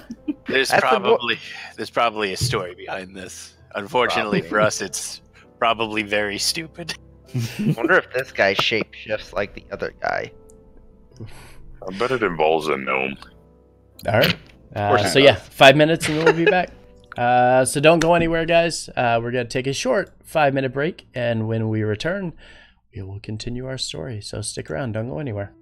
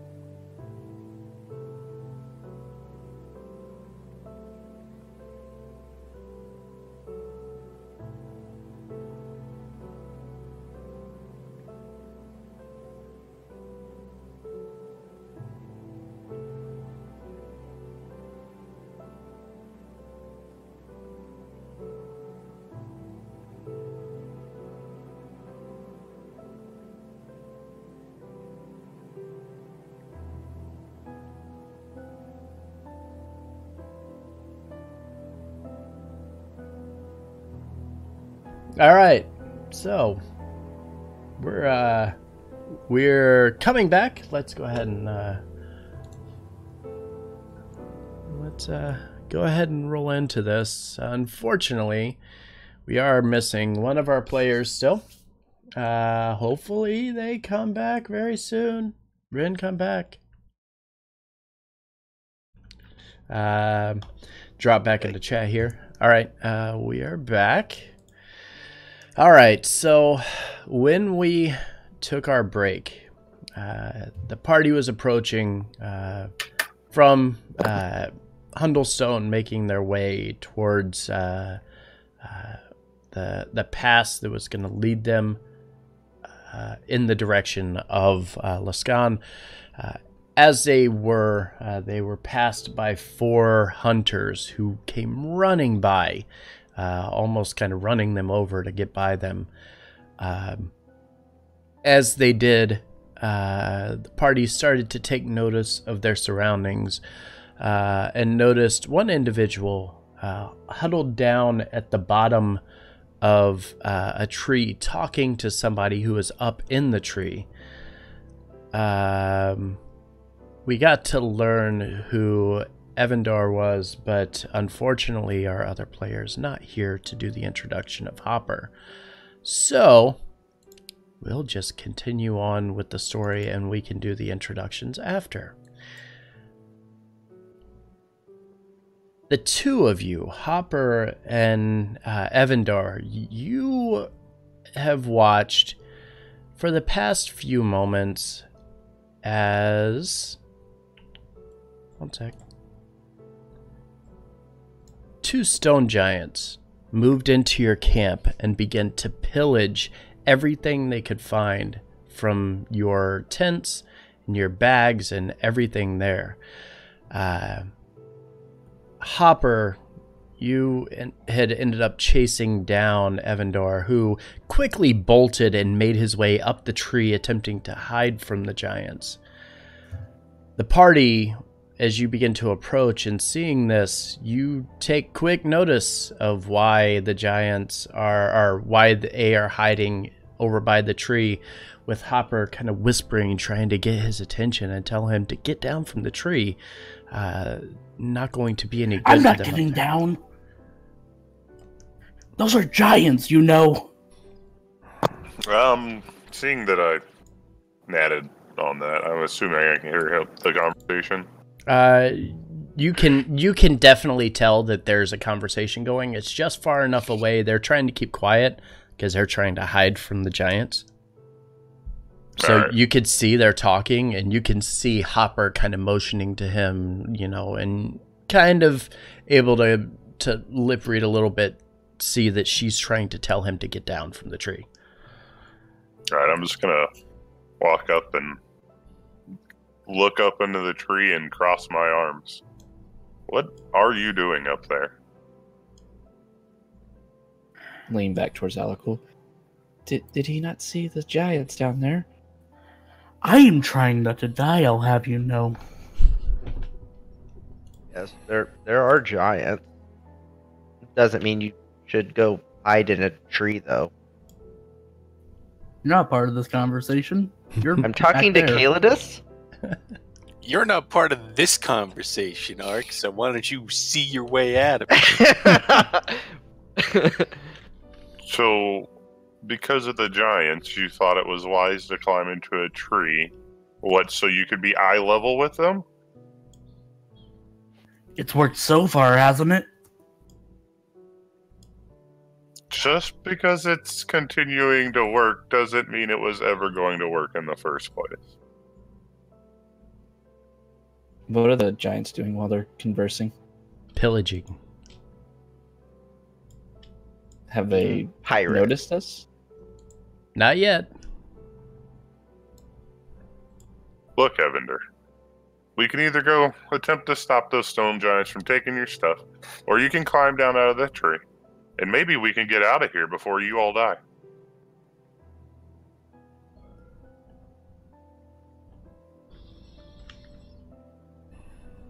How do you know my name? I mean, yeah, that's Oh, sorry. You question. look like an Evan. I'm an elf. I know everything. I'm gonna wave my fingers when I say that. Jedi mind trick this.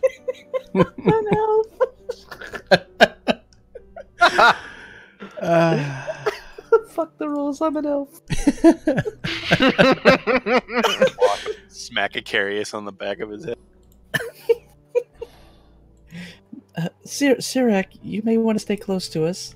Those giants seem to be looting things. Are the giants saying anything? They are basically upending the tents and digging through all of the things that you guys being the two of you and the 4 hunters who were making camp here, going through all of your stuff. Do they appear to be frustrated at the lack of anything useful? Or are they actually finding stuff that's nice? They're appeased so far. Okay. I Sir? should probably go talk to them. Sir, do you want to get out of the tree so we can go? What's the Dragonborn doing? Which one? The one who's walking towards the giants. How about walking towards the giants? You said something about giants. Oh gosh. No. Gareth, you can't go talk to them. I totally could, though. We could ask them what they're doing, and if But you're They're not gonna hear us very eventually. good at it. About that time that you notice the 2 giants stand up straight and look in your direction. I'll just wave at them. Everybody go ahead and roll initiative, please. They are rather angry, apparently. Wow. Maybe you should have let me talk to him. Apparently waving some gold-plated idiots waving at them is akin to us calling out. Okay. Stop waving at them. Yep. You want to go? You want to fight? I'll fight you right here in front of them. Mine was a 17. I would fight you, but then just waste one of Kalitus's spells, bringing you back after I annihilate. Paris, You maybe missed can me. You let missed them me know. with that wonderful snowball earlier. I doubt you could do much better. Okay, you want me to try with something I'm actually good with?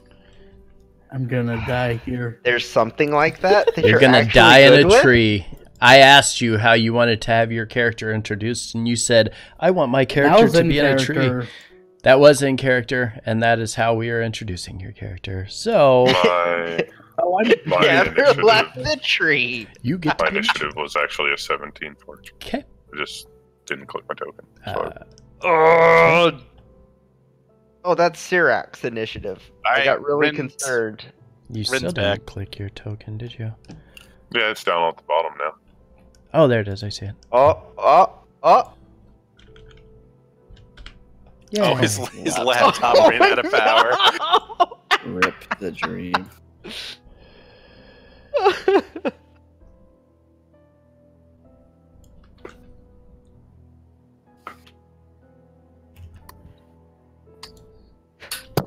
Kinda introduced.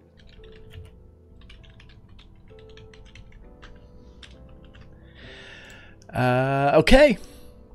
So let me just go ahead and change music. Oh boy. What do you mean Die. this isn't good for Wait, a you mean battle?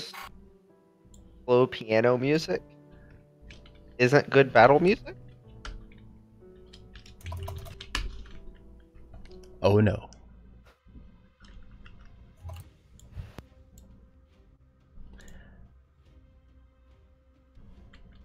Why don't I hear it? I hear it a little. Here's something. Oh yeah, it's Okay, just I really have to turn quiet. it up. Yeah. Okay. Here we go. Acarius, you notice that the giants have stood up and taken notice of you. How would you like to proceed? You guys, we should probably get out of here. Where are the giants? They're not on the map yet. They are. They're to the right. They're off to the far east. Oh, Oh, Hey. okay. I see. There we go. Yeah, Maybe sorry. you I've should had my ask I've had if my they first never heard us. customers. Your characters got introduced with Evandar hiding in the tree from 2 stone giants who have invaded the camp of you 2 and 4 hunters. You were at the bottom of the tree, kind of whisper shouting at him to get out of the tree so that you could get the hell out of there, and he was not listening. He wanted to stay in the tree.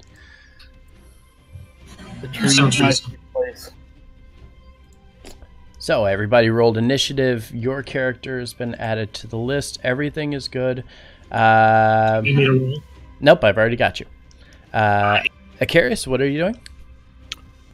I am holding my turn until after Calidus, and I am, as a free action, yelling at the man in the tree to get down so we can leave.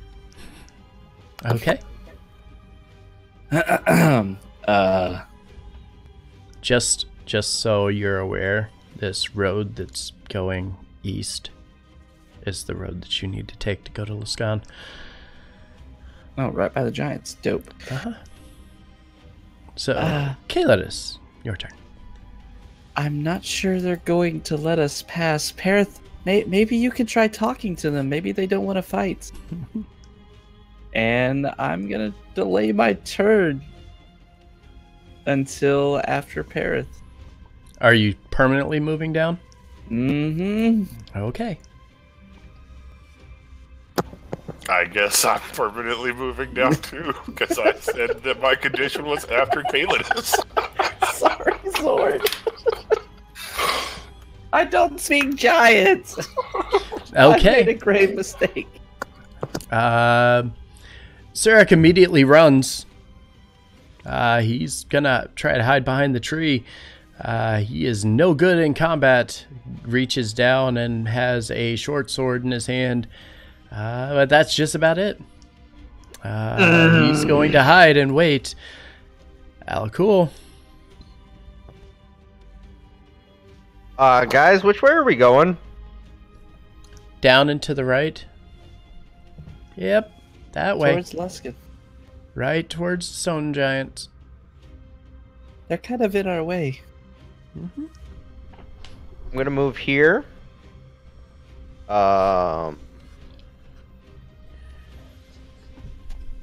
As my bonus action, I'm going to cast Shield of Faith on myself.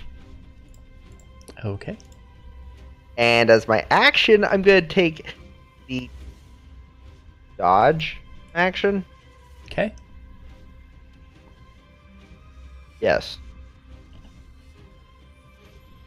Okay. So that boosts your AC, correct? Just They- advantage on the attack. Oh, yeah. yeah, they have disadvantage. Okay.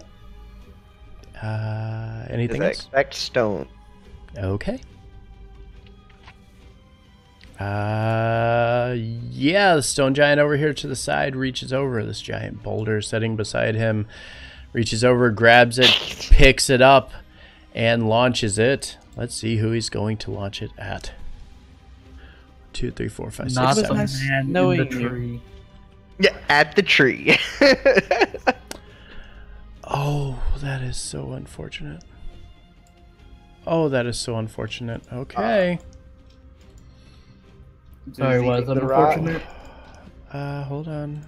Don't Well, don't I hit think we- Sirac. I think we might have no reason to head down to Waterdeep in a second. Oh my gosh.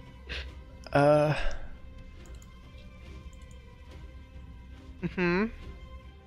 Yeah, even using his parry, the rock flies in the direction of Sirac of Suzal and hits him square in the chest. Why do you keep killing these important NPCs? Wait, what did he do for an action? He couldn't do anything. He Hide? literally can't do anything. He couldn't get close enough to hide behind anything. He couldn't hide in the Dodge? snow.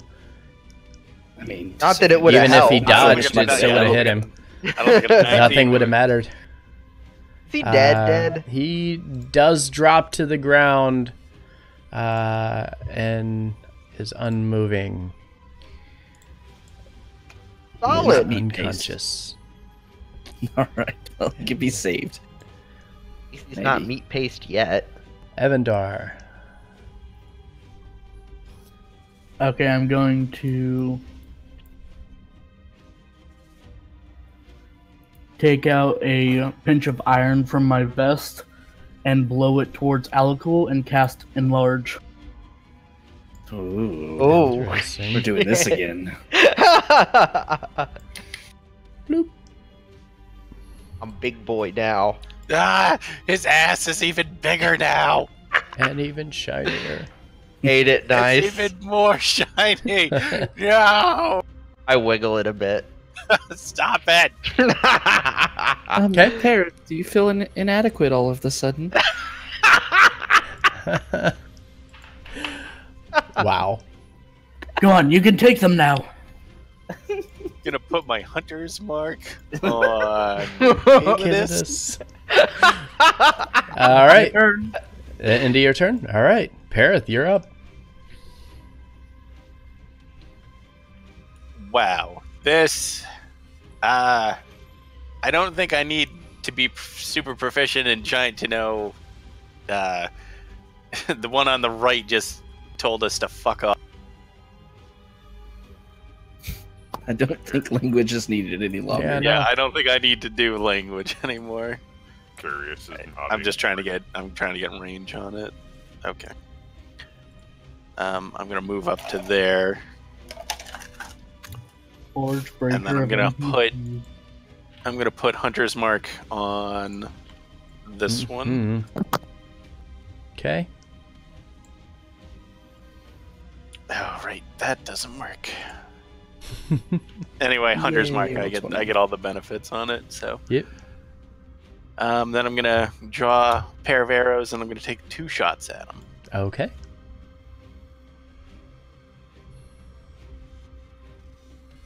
Yeah, both hit.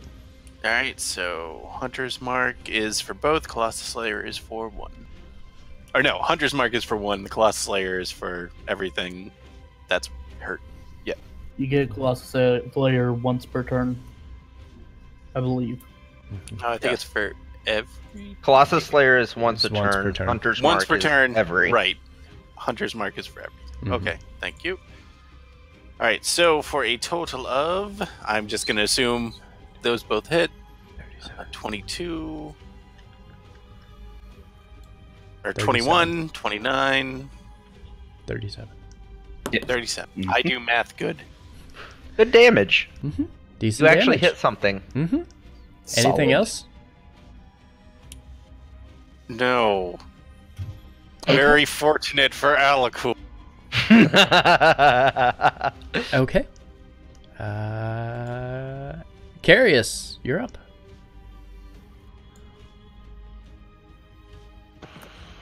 It's actually Kayla's turn. Oh, right, you're behind Kaelinus.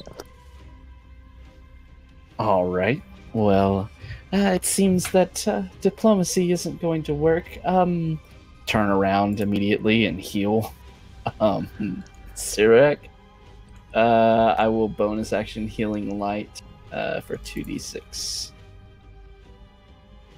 Okay. So 9 healing to Sirak. Okay. And then I will kind of look down, seeing everybody getting ready to fight and such. I'm going to move back, kind of moving back towards Sirak, and I'm going to cast.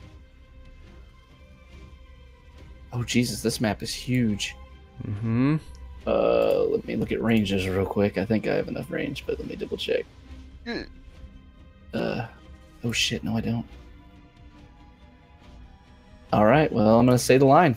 I'm gonna send 2 bolts of force energy at Mr. Giant in the front. Okay. Say the line, Warlock. Say the line, Warlock. Oh shit, not with advantage, sorry. That's an 11. 11 does not hit, unfortunately. 13. And also does not hit. So you cast the Eldritch Blast twice in his direction, both of which just kind of fizzle out before it even reaches him. Still standing, obviously. Carius, you're up. Alrighty. I am going to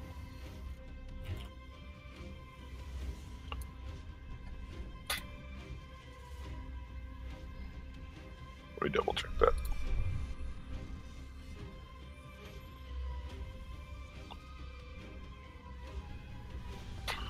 I am going to move up to here, and then I think I should still be in range. Nope.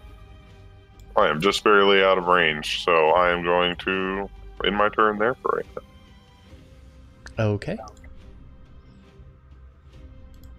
Hopper, you're hiding behind the tree. What are you doing now? Evandor, you get down here this instant!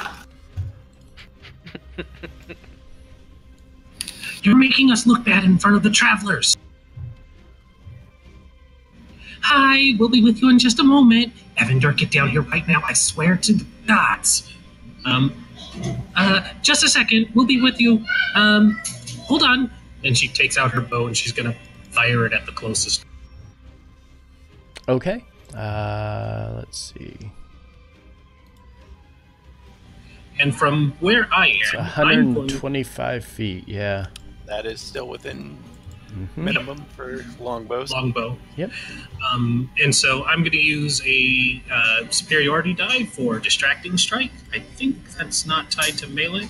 Yep, it is just a weapon attacks. Okay. Do you need me to link it? Yeah. I'll just so I do can it. see it, yeah. Yep. When you hit a creature, you can expend superior. That's the wrong one. Here we go. Yeah, 24 hits. 14. Okay. And I'm going to move back around the cover of the tree. Okay. I can do my bit from up here. You look like a jackass. So do you. I am one. So and As that am I. gives you advantage on your next attack roll against it too. That will give the next person to attack them anybody. advantage. Okay, gotcha. Yeah, it's literally drawing his attention away from everyone else. So he noted it's me getting his attention by like shooting him in the like knee or something, Yep. and he's like, "Ow, that hurt! I'm going to kill that person," and not paying attention to everything else because he's pissed off I hit him. All right.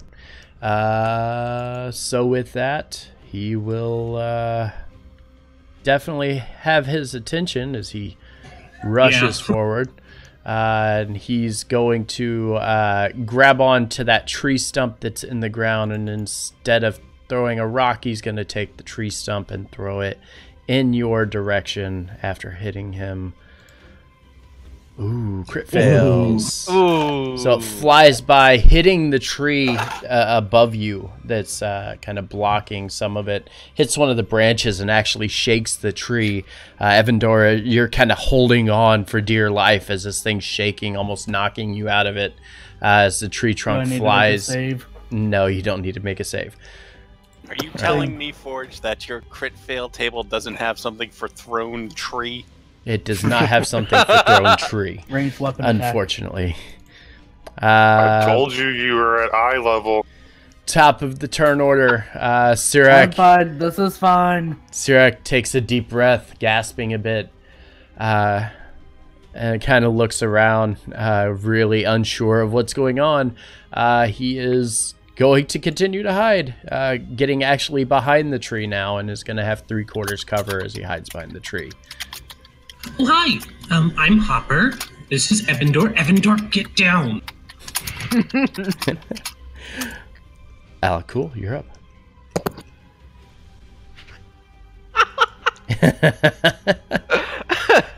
I'm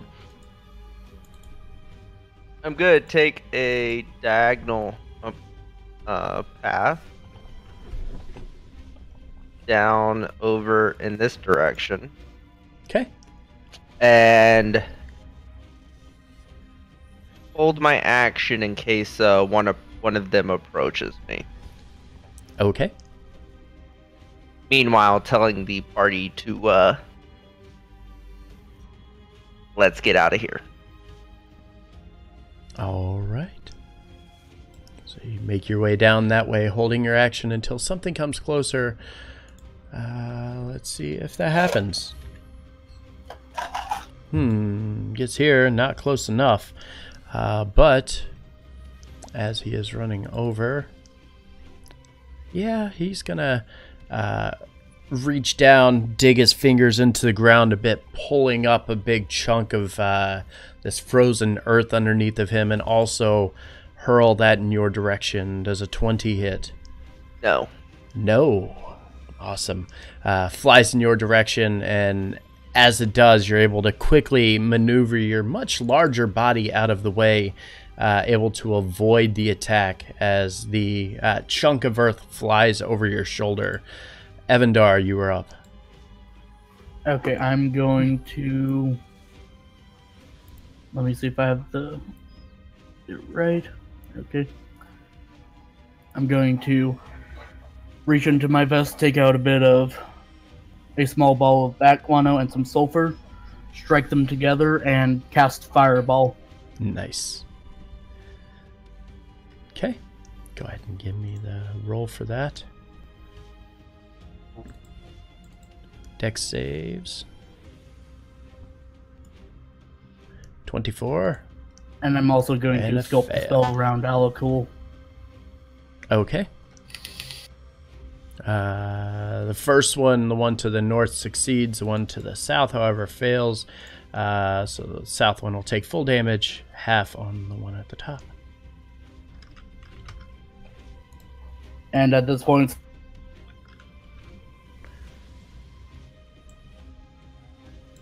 What was that?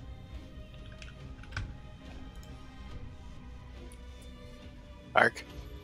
He's dead, Joe. hello? Art? Yeah. Can hear you. Okay, yeah. After casting that, I'm going to hop out of the tree. Okay.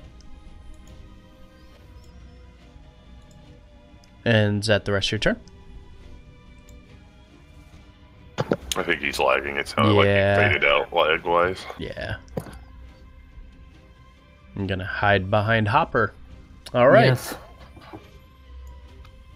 That's probably the safest place. Perith, you're up. She's gonna keep shooting at this guy and pretty much just calls out in giant fuck you every time she looses an arrow, because they said that to them when they threw a rock at them. So vulgar. Do you speak giant? Yes. I'm sure it's universal. Both hit. Well, I guess you didn't need my advantage. I mean, 10, 22, Yeah. 28. sorry. No, it's fine. It's still extra damage. All right. 17, 21, 20. Fine. Take all the fun of math out of it. Anything else? It's fun for me to have all of these damage numbers to add together. It's not supposed to be fun for you. That's why I'm playing a ranger. Uh-huh. Anything else? I am done. Assuming he's still up, which probably is. I think I'm the only one who's heard him too bad. Yeah, he's still going. Alrighty, I'm done. All right, Caelidus, you're up. Oh, that's me. Yes. Yeah, so seeing yes. Sirach able to get up and limp away, kind of nod and say, okay, good. Yes, stay back there. We'll take care of this. They seem to be blocking our way. And I'll move up.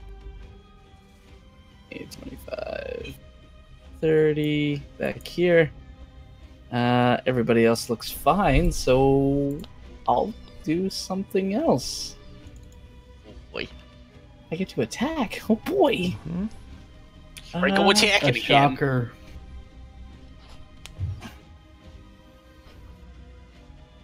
Okay. Yeah. All right. I am going to cast Flaming Sphere right up next to this guy. Alrighty. And that is going to be at 3rd level. Okay. For 12 whole damage and a dex save. Fails a dex save. All right, so 12 damage, and now there is a sphere kind of rotating right next to him, burning him. Okay. And does he take continual damage from that if he stays next to it? No, it just kind of dissolves into nothing after a while. If it ends its turn within 5 feet, or if I ram it again, it stays on the. I'm maintaining concentration on it. Gotcha. All right. Carius, you're up.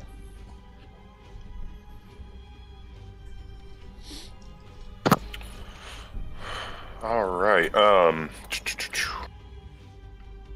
am going to move forward to right here. Okay. And I am going to swing at it with my quarterstaff. Okay. 20 hits. 9 bludgeoning damage. Okay. And I am going to use my Channel Divinity Touch of Death to add 7 more damage. All right.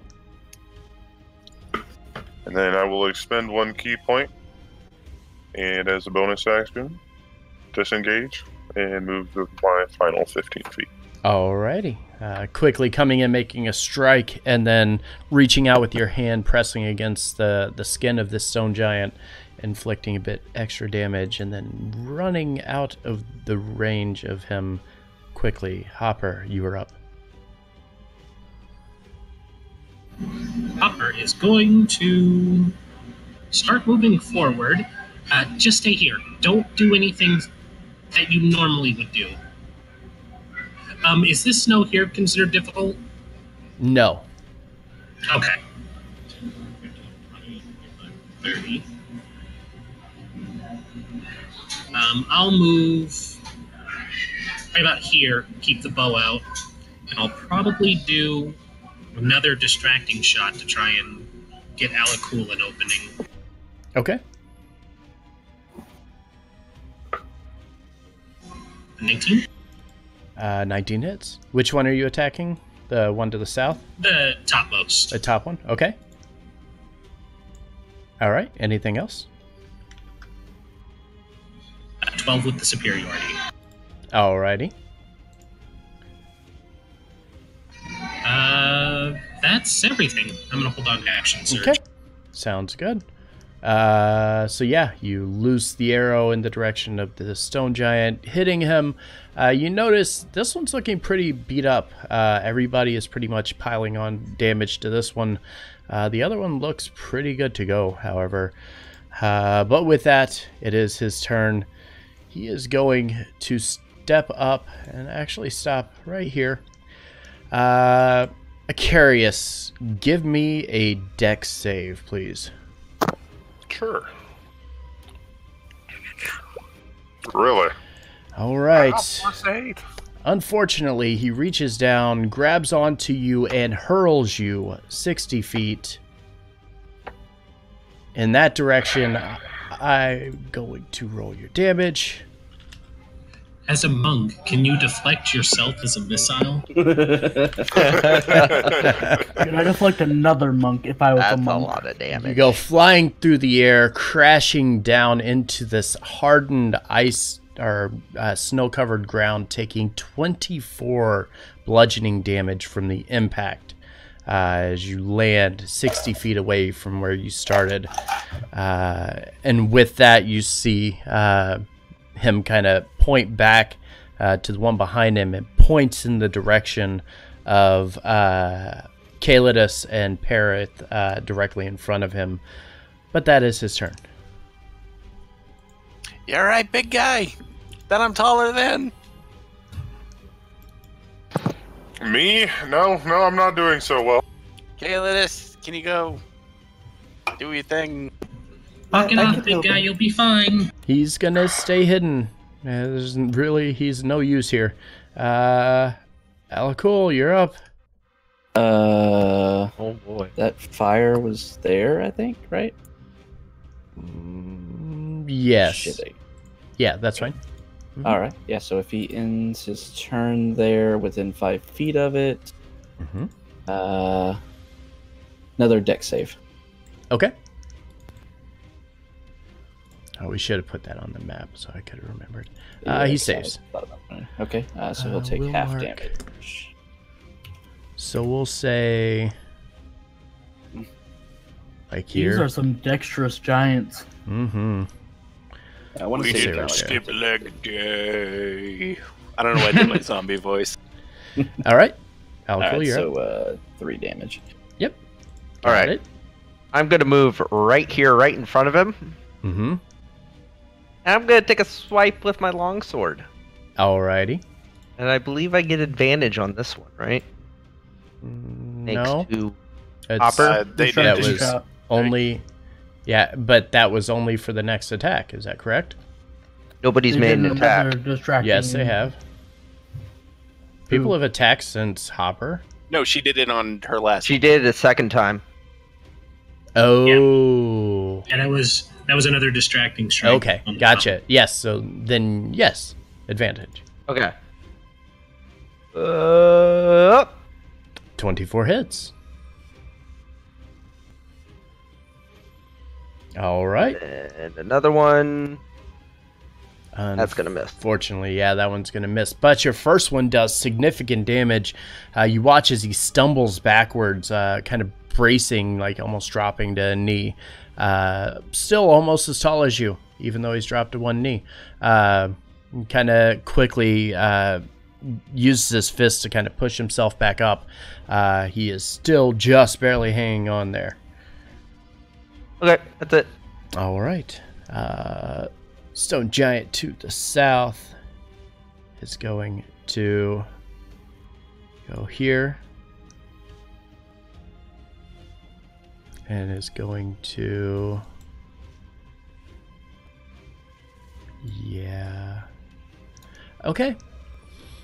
He is going to reach down, grabbing on to a chunk of dirt, pounding it into this nice sized rock, and is going to roll it in the direction of Perith and Calidus. I need both of you to give me dex saves, please.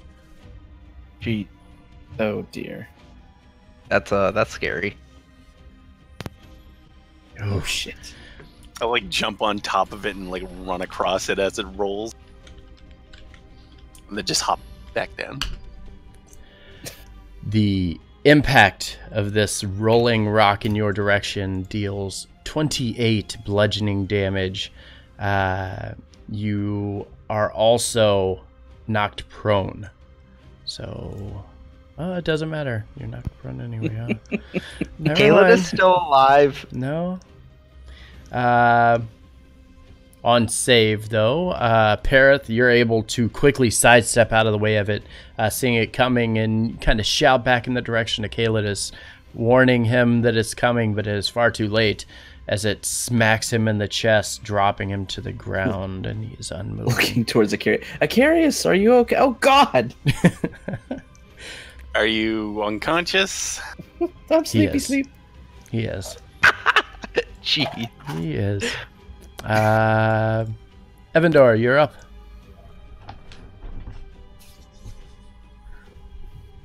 I'm dead. We're gonna die.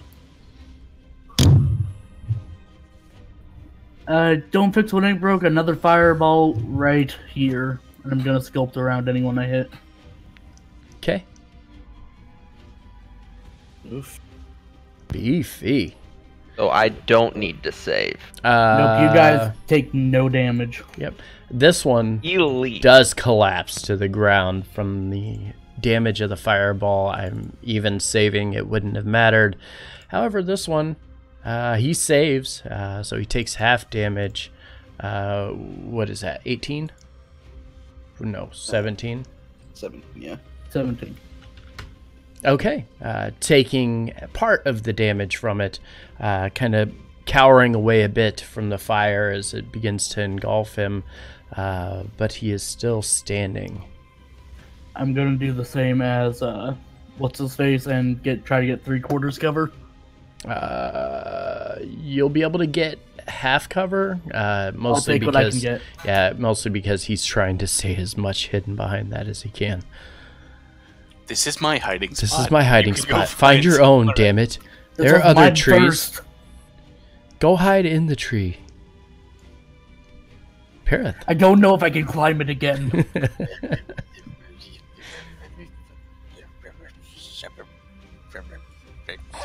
Stupid. Gotcha. Fucking. This is stupid. Gotcha. Stupid. You bonus action to put the mark on this guy, and I'm.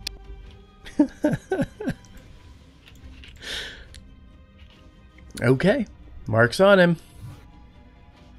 Anything else? Nope, I'm done. Are you Calidus, you've taken 9 healing. The air enters back into your lungs. You gasp, come back to life. What are you doing? You see the most disappointed parrot that you could possibly imagine. Just stomping off and standing back up like, oh, thanks, Parrot. And the Curious, you gotta get back in this shit, bud. I used 2 earlier. What is that? The 60? giant's like, are you mad? Do you want to talk about it or something? Okay. How Let's far go, away? friend.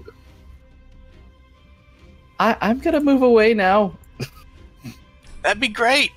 10, 15, 20, 25, 30. I am going to cast. Oof. Alright, yeah. My flaming sphere is gone, by the way. Okay.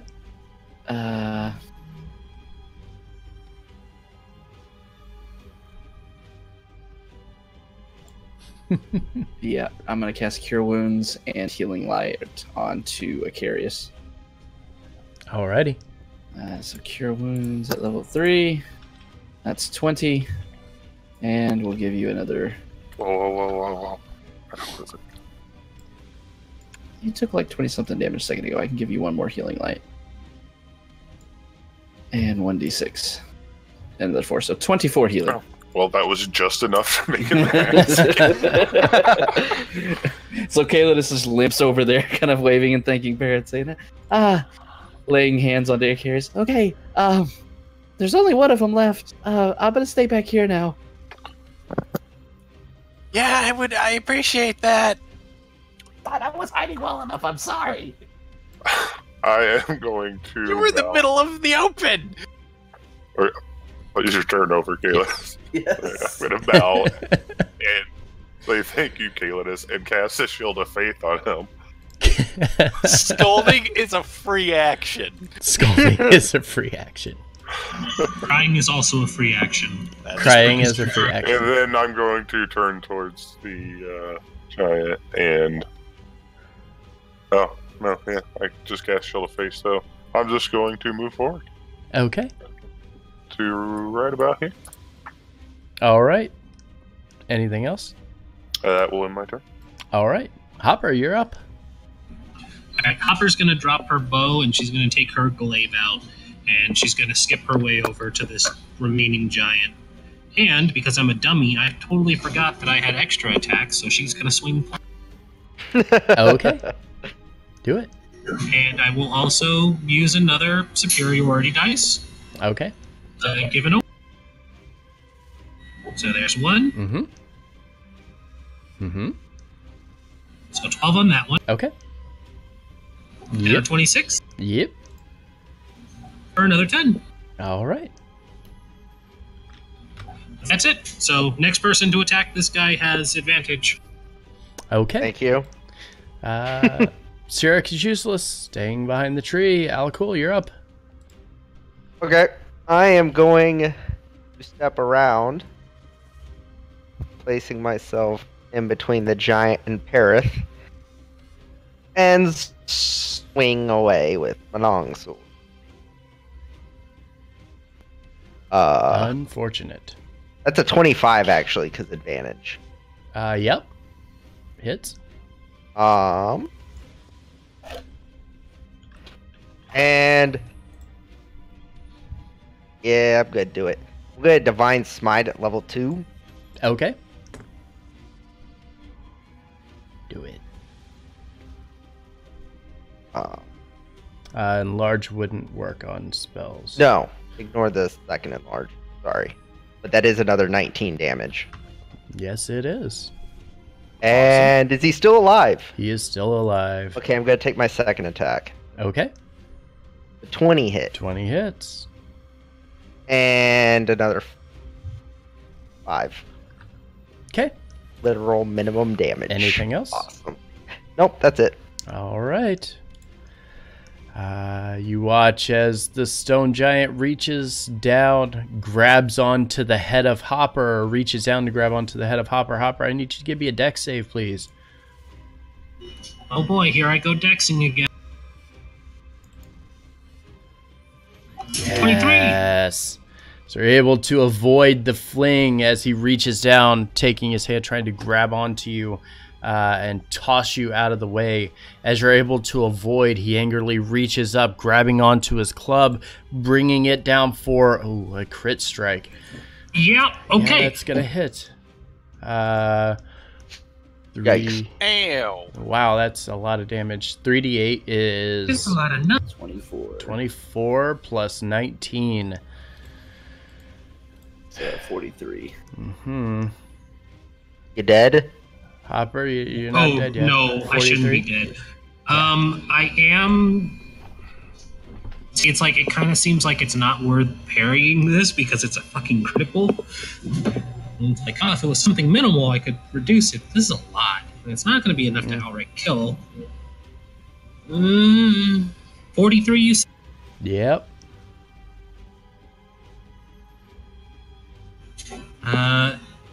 No, I'll take it because I still have some health left. All right. Landing the attack ends his turn, though. Evandar, you're up. Okay. And I'm going to step out, and I'm going to cast... I'm going to take out the small dragon scale and kind of flick off, and a line of flame is going to spurt out, and I'm going to cast Agonazar Scorcher. All right. Do you have enough range on that? 30 feet. I can cast 30 feet away, and it's a 30-foot line. Okay. Oh, it starts 30 feet. 30, I was going to yeah. say, that's not 30 how different, range works. Yep. Okay. Nine. So dex save from him, correct? Yes. All right. And he does not succeed. Minus 13. That's a good damage. I'm gonna step Thank back you, into the Seahadra tree. Butt. All right. Takes the shot to the shoulder, but he is still standing. Perith, you're up.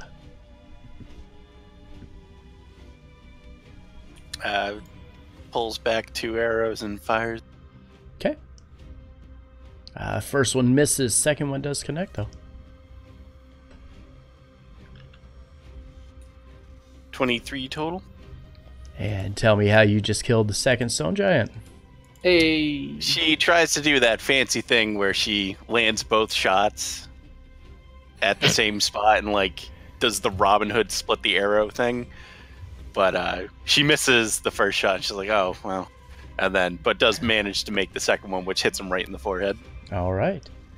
And as it hits him, you watch as he stands upright and then slowly collapses to the ground. As he hits the ground, obviously sending a bit of a tremor across the area here, but you have survived the attack of the stone giants. What would you like to do?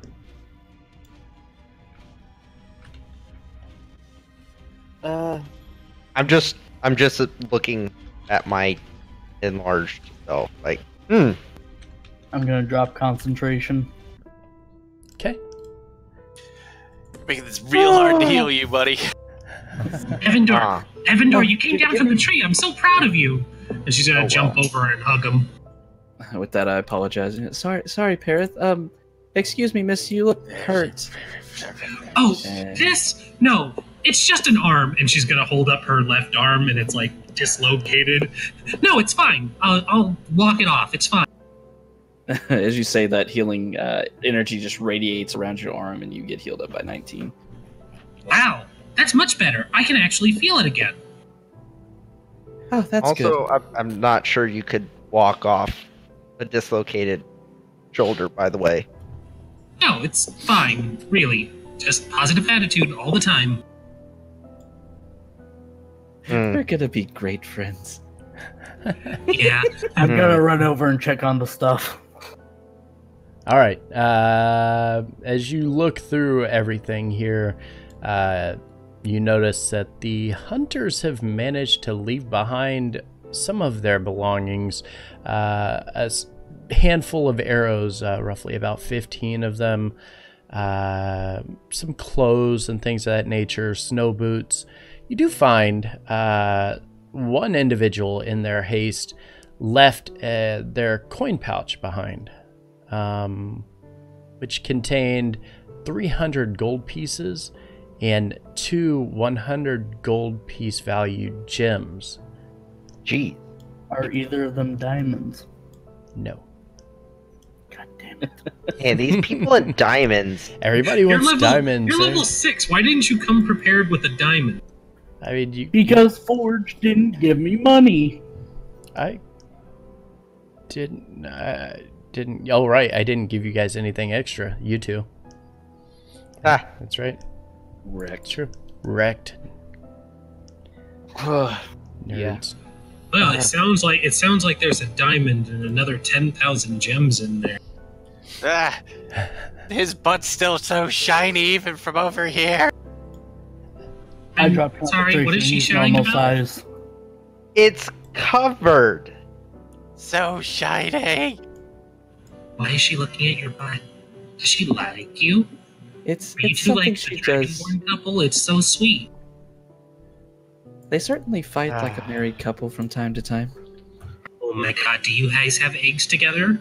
Do Dragonborn lay eggs? I'm sorry, is that racist? Do you have children?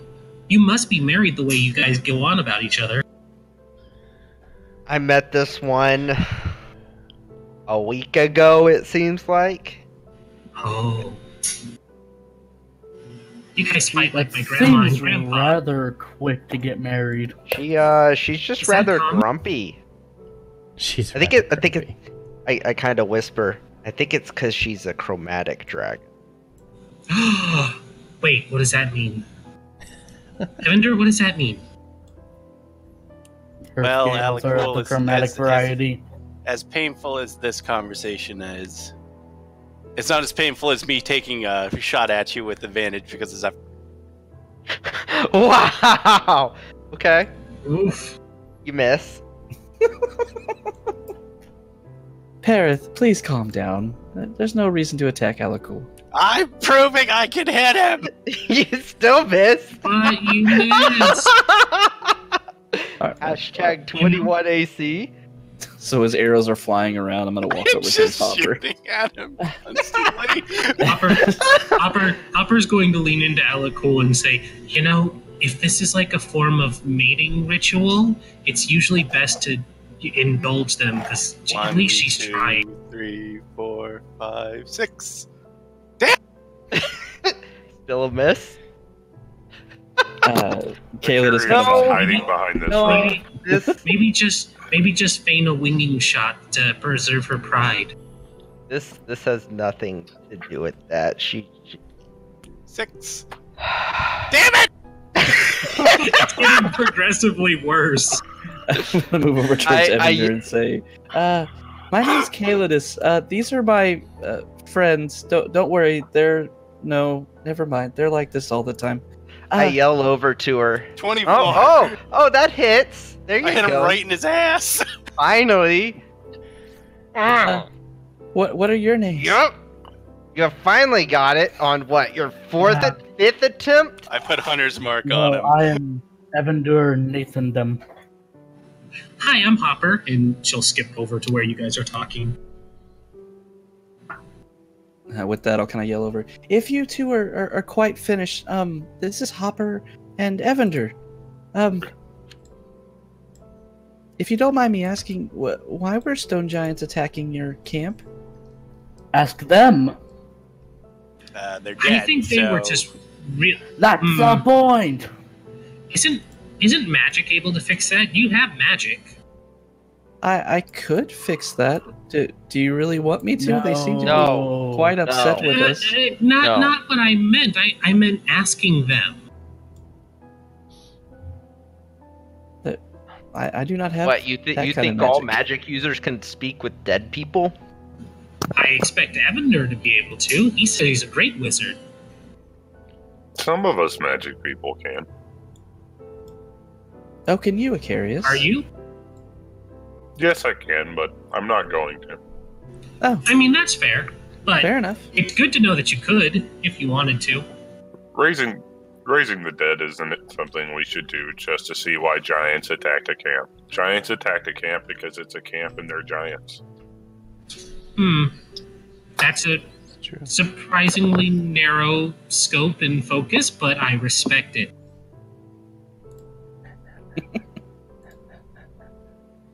So, what are you two doing out here, if you don't mind me asking? Traveling. Field research. Well, He got chased by a pack of gnolls one time, and he was totally gonna die, so I stepped in and killed them for him. oh, well, that was nice of you. Just Uh-huh. helping him out of the goodness of your heart, then. How many gnolls was Well, it? it seemed incredibly exciting at the time, and it hasn't been boring since. You are obscenely chipper. Oh, you have to be. You have to always find the exciting, positive elements in things, or you'll go insane and die. Harith, you could use some of that advice. She does speak a good point, Parith. The horrible, soul-sucking reality of our existence will destroy you if you let it. She's just like machine gunning these arrows until she hits them. That is a very interesting way to look at it, Hopper. A bit morbid, though. Well, when you grow up on the Shadowfell like I did, it's the only outlook you can have. Shadowfell. Leaning over towards Acarius. What's the Shadowfell? Do I know this? Everybody who's grew up around civilization and around elves are somewhat familiar with Shadowfell. Out of character, I assume you do know what that is? No, I do not. No. Okay. It's But- one of the but para- Google it's the one of the parallel Google parallel knows all the plane. answers. Yeah, it's Evander basically will- the counterpart to the Feywild. Oh. It's a very dreary place. Hmm. If the Feywild's supposed to be alive and strong It's- and it's the positive hot- energy, it's the opposite. It's the hot topic version of the material All right. plane. I'm just going to lean over to Calidus and say, it's a different plane of existence. Bad place. Don't go there. Well, it's not bad. Bad is a wrong way of putting it. It's more different. Dark. dark. Yeah, Dreary. dreary. That Wait. You doesn't sound ever enjoyable. wake up on like a rainy day and just want to write some really depressing poetry for hours on end and only wear black? No. It's kind of like that. No. No. Which, considering your attitude, is rather surprising that you came out of there with this. Oh, you have to have an outlook like this. If you don't, you'll die. That seems tiring. A tad, but I always look for new and exciting things to keep me going. Well, that's one way to combat that, I suppose. Where Yeah, were you? and things are much nicer here. Where are y'all going? Or what are y'all I was just gonna do following now? him. Evander, you said you were doing field research, yes? What are you researching? Well, that is for me to know right now. Is it giants? It was probably giants. It's not giants. He doesn't actually know. He's just been making it up as he goes, really. Well, I apologize if I was too forward. Just trying to make conversation, that is all.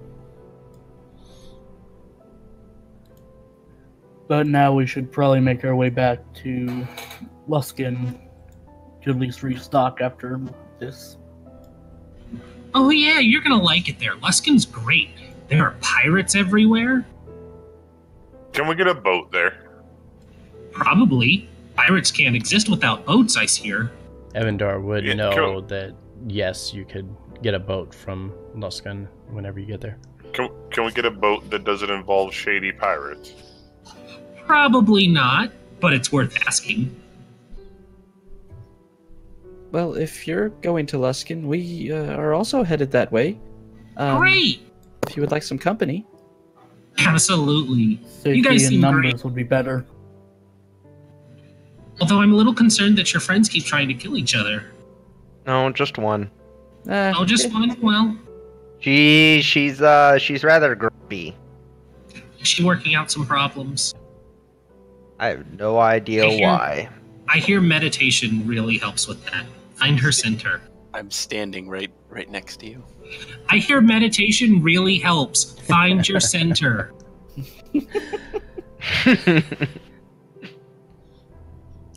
All right. It's something they do from time to time. It's fine. Nothing bad has happened So far. Well, that's so good. far.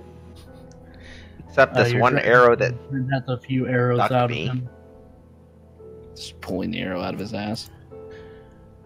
All right. So a new party or a new alliance of sorts has been formed, and you continue your journey towards the city of Luskan.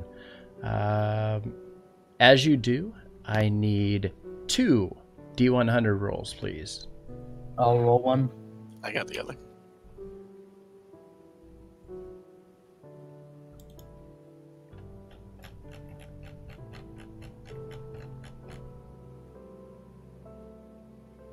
Okay. At the end of the first day, you stop and settle in for the evening. Pretty uneventful, considering what you had just experienced with the stone giants here. You settle in for the night, make camp, long rest, regather your strength. Is there anything special you guys would like to do? Heal. I'll probably go out and hunt. Okay. I can't feed everybody anymore, so some people are gonna have to munch on ration. Okay. I'll eat a ration. Yeah, you'll be able to heal. You're getting the effects of a long rest here, so you'll get Yay. 8 hours of sleep. Perith, as you're wandering around, you find there are 5 other individuals doing the same thing pretty close by. They're actual food hunters. You have now cleared off, or started to clear off past the snow and into more of just the grassy areas here. You're able to find a little more food to forage, along with some small animals and things of that nature you can gather for food for your party. Or if you so choose, you could try to trade with some of these food hunters and see if they had anything that might help you as well. Do they like snowberries? Probably not. Most of them are carrying pelts of smaller animals. One actually managed to find a deer while they were out here, but beyond that, no, they're looking mostly for animals for pelts and meat. Deer would feed everybody. I'll buy the deer off of him if he's selling. I'll offer him How much? 2 gold. Yeah, he'll nod and agree, giving you the deer. It's not a very big deer, but it looks like it has plenty of meat for everybody, and you could obviously skin the pelt and keep that for later if you want it as well. Yeah, I'll do that. She'll bring the deer back and kind of throw it down. All right, this is dinner. Awesome. You're really talented. I really am. And I skin a pelt. Evander at the campsite brings out this big, old-looking tome and starts to read through it, and occasionally makes notes on some pieces of paper he has nearby. All right. So making a few notes as you go. Everybody settles in for the evening, gets rested up, healed up. Everything feels normal again. You continue on your journey. Day 2 is completely uneventful. You make your way towards the river. Everything is fine. No issues, nothing to speak of. You don't even pass anybody along the northern means as you're making your way to Luskan. Continue. Again, the evening begins to fall. You settle in at the campfire, resting for the evening before heading out early in the morning once again, making your way. As you're going for day 3 this time, you pass another handful of travelers making their way from Luskan, heading north, presumably making their way towards Bryn Shindar, and just kind of pass by. Don't really, there's no conversation, there's no anything like that. They're just individuals that you have passed along the way. Again, you stop for the evening of day 3, settling in, resting, doing anything that you would want or need to do. If there's anything special, again, just let me know. Otherwise, we'll proceed. During a part of the day when no one's really paying attention, I'm going to hand one of the gems to Hopper. Oh, you're so nice. Thank you. It's more of like Just keep whispering. Thank you for this priceless gem! Just keep keeping me alive. Don't worry, can do. And she'll just give like a little salute. As we're all kind of sitting around, right before heading off to go to sleep, you see Caleb just kind of looking around and motions his hand, and as he does so, over his shoulder, you see a raven appearing on his shoulder, and he looks over and kind of sees everybody looking over towards him. He says, "Oh, this is Nox. He didn't like the cold weather, so he's been gone, but he's back now. Just a friend of mine." You have a servant of the Raven Queen? And she hops over to him. That he looks around. What, Raven Queen? No. Nox is my friend. All ravens are servants of the Raven Queen. You should know that. With that, you see Caleb just kind of tilting his head, and he looks over at Nox. Are you a servant of the Raven Queen? And as he says that, you see this raven kind of tilting its head to the side, and then it looks over at the group. I'm not a servant. I'm not a servant of anyone. Oh god, no.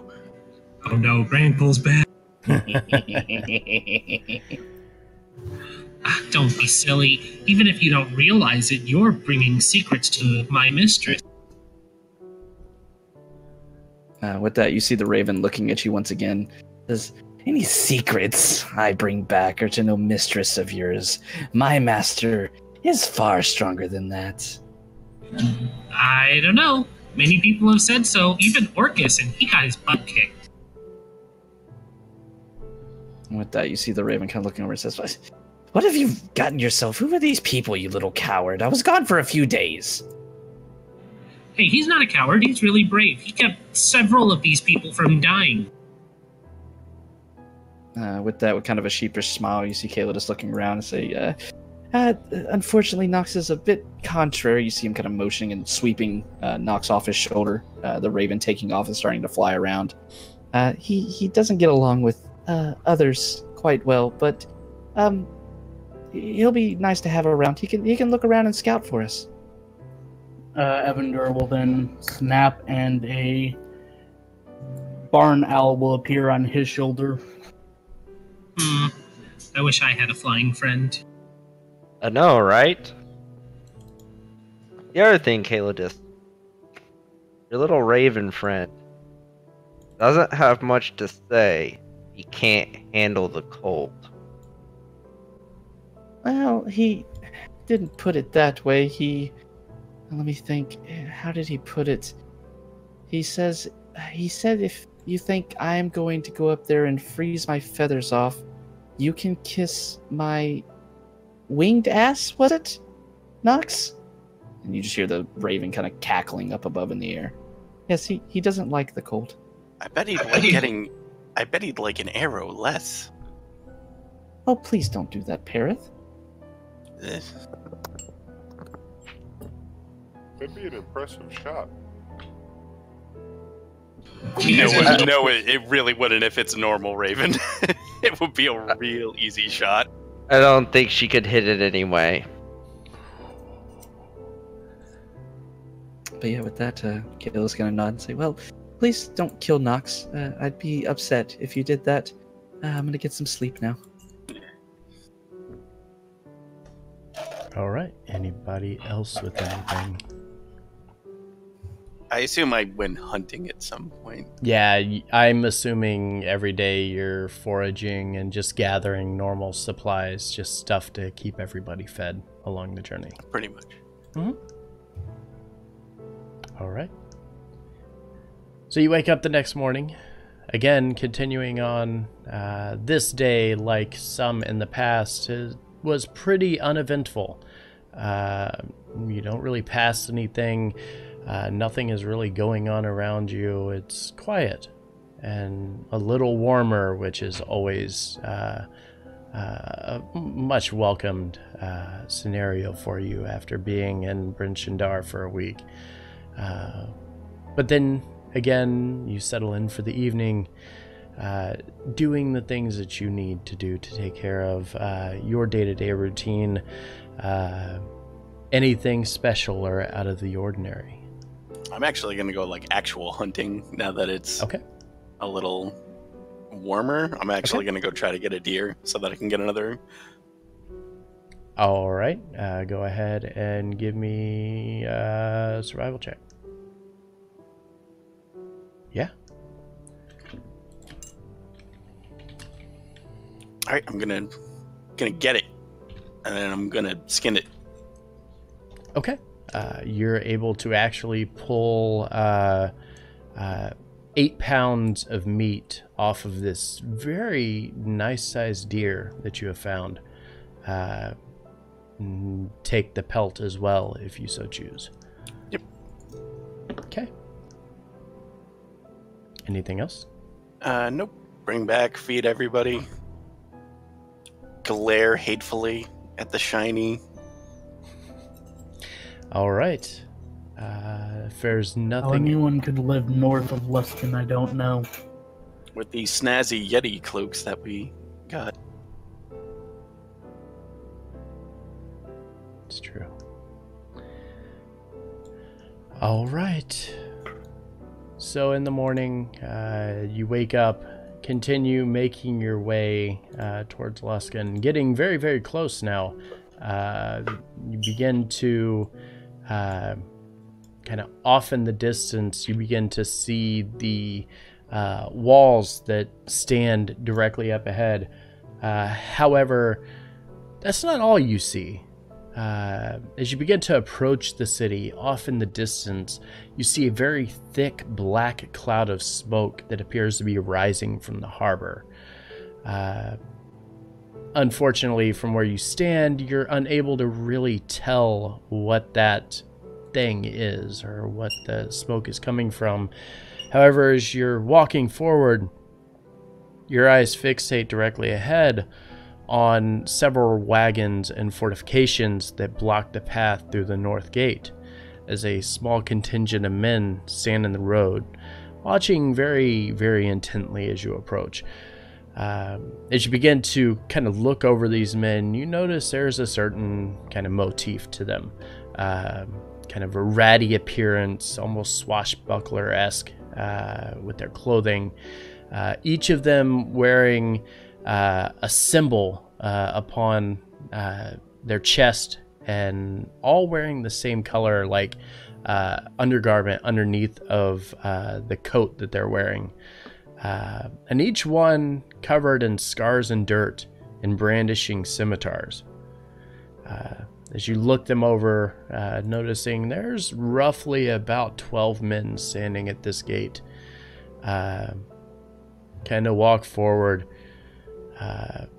stopping, taking note of all the fortifications, and you glance past it and through the gate that's completely open, and you notice this rickety stone bridge on the other side.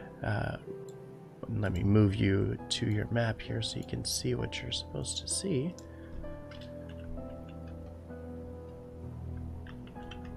You're all the way up here. You notice there's a stone bridge, and I say rickety as blocks across the sides of it are falling off and barely, or in some cases barely hanging on.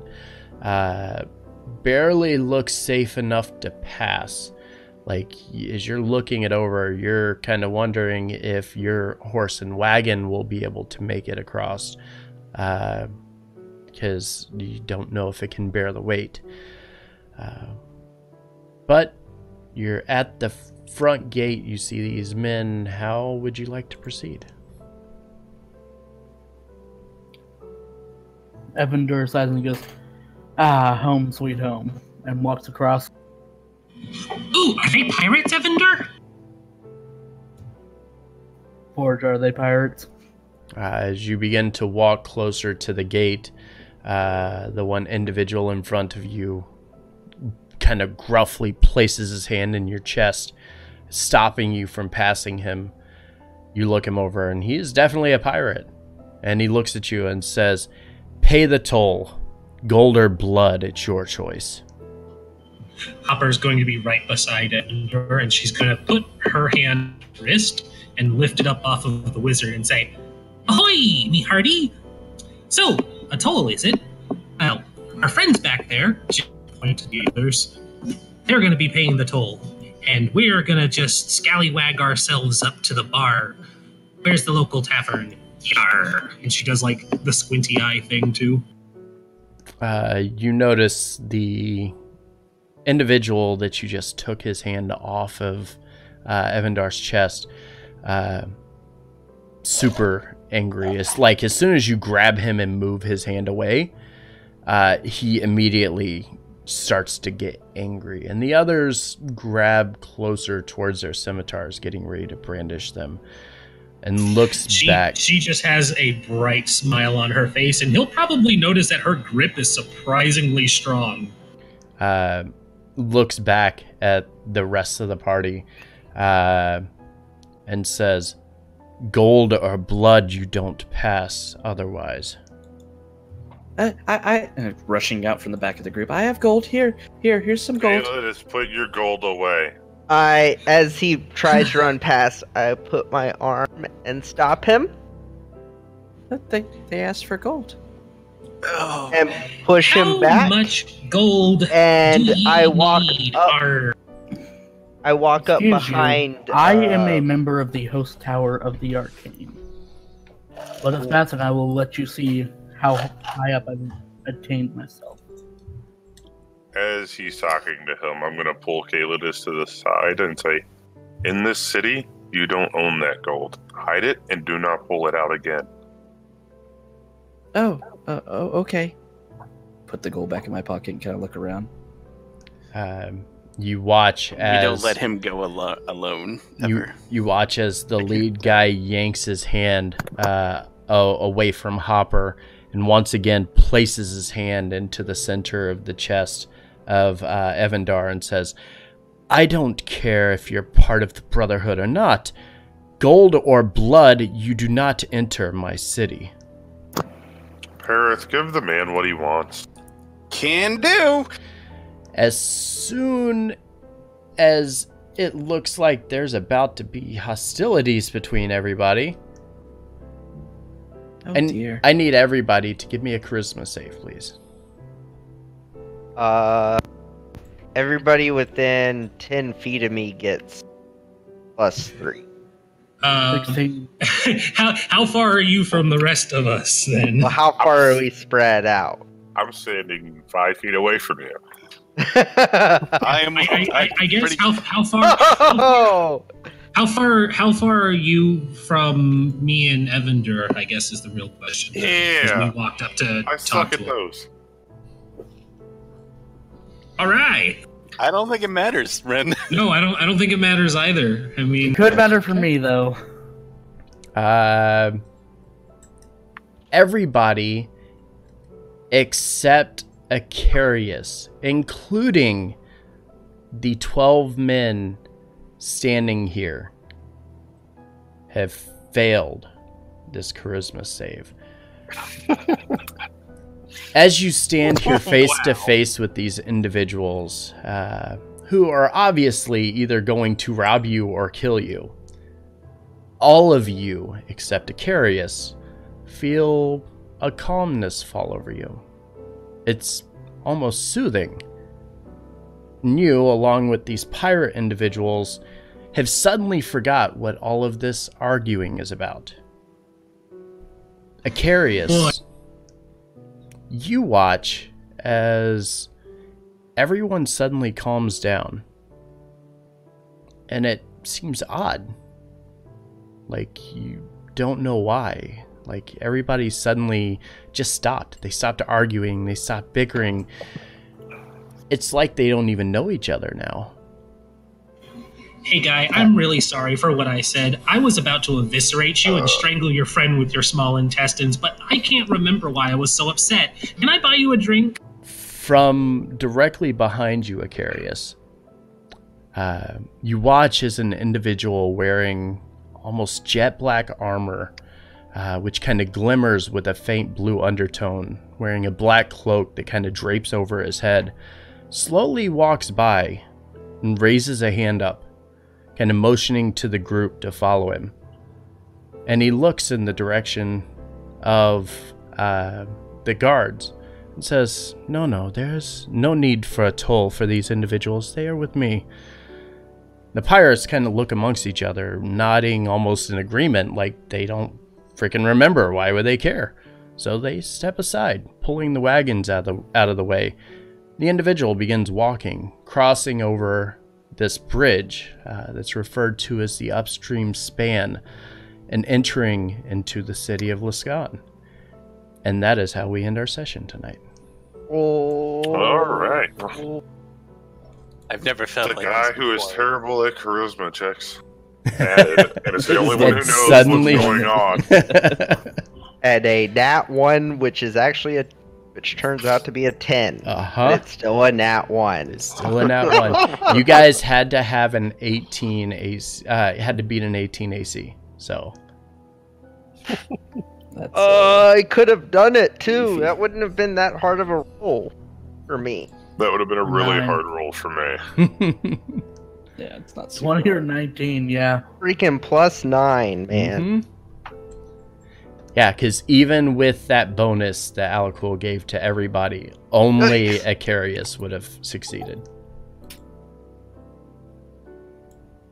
Yeah, I feel like my party's going to be super agreeable, and I'm like the only one who's not agreeable.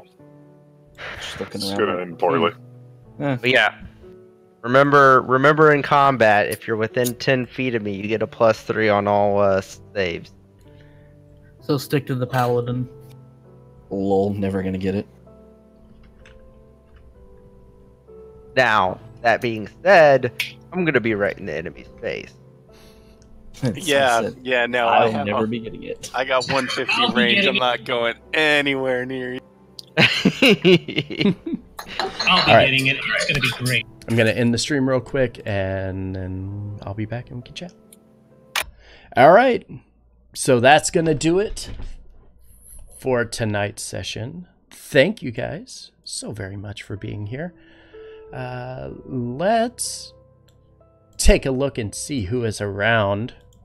Are there no live channels? There we go.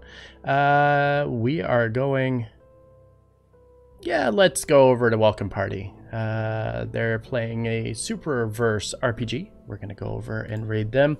Again, thank you for being here. We are going to be back on Sunday. When we get closer to Sunday, I'll keep you guys updated because there's a possibility we may not play, but I will let you know. Again, thank you for tuning in. Hope you had a lot of fun. I had a lot of fun with this game. This game's always a blast. Let's go over and say hi to Welcome Party. Thank you for tuning in, and I will see you Sunday. Have a good night, guys.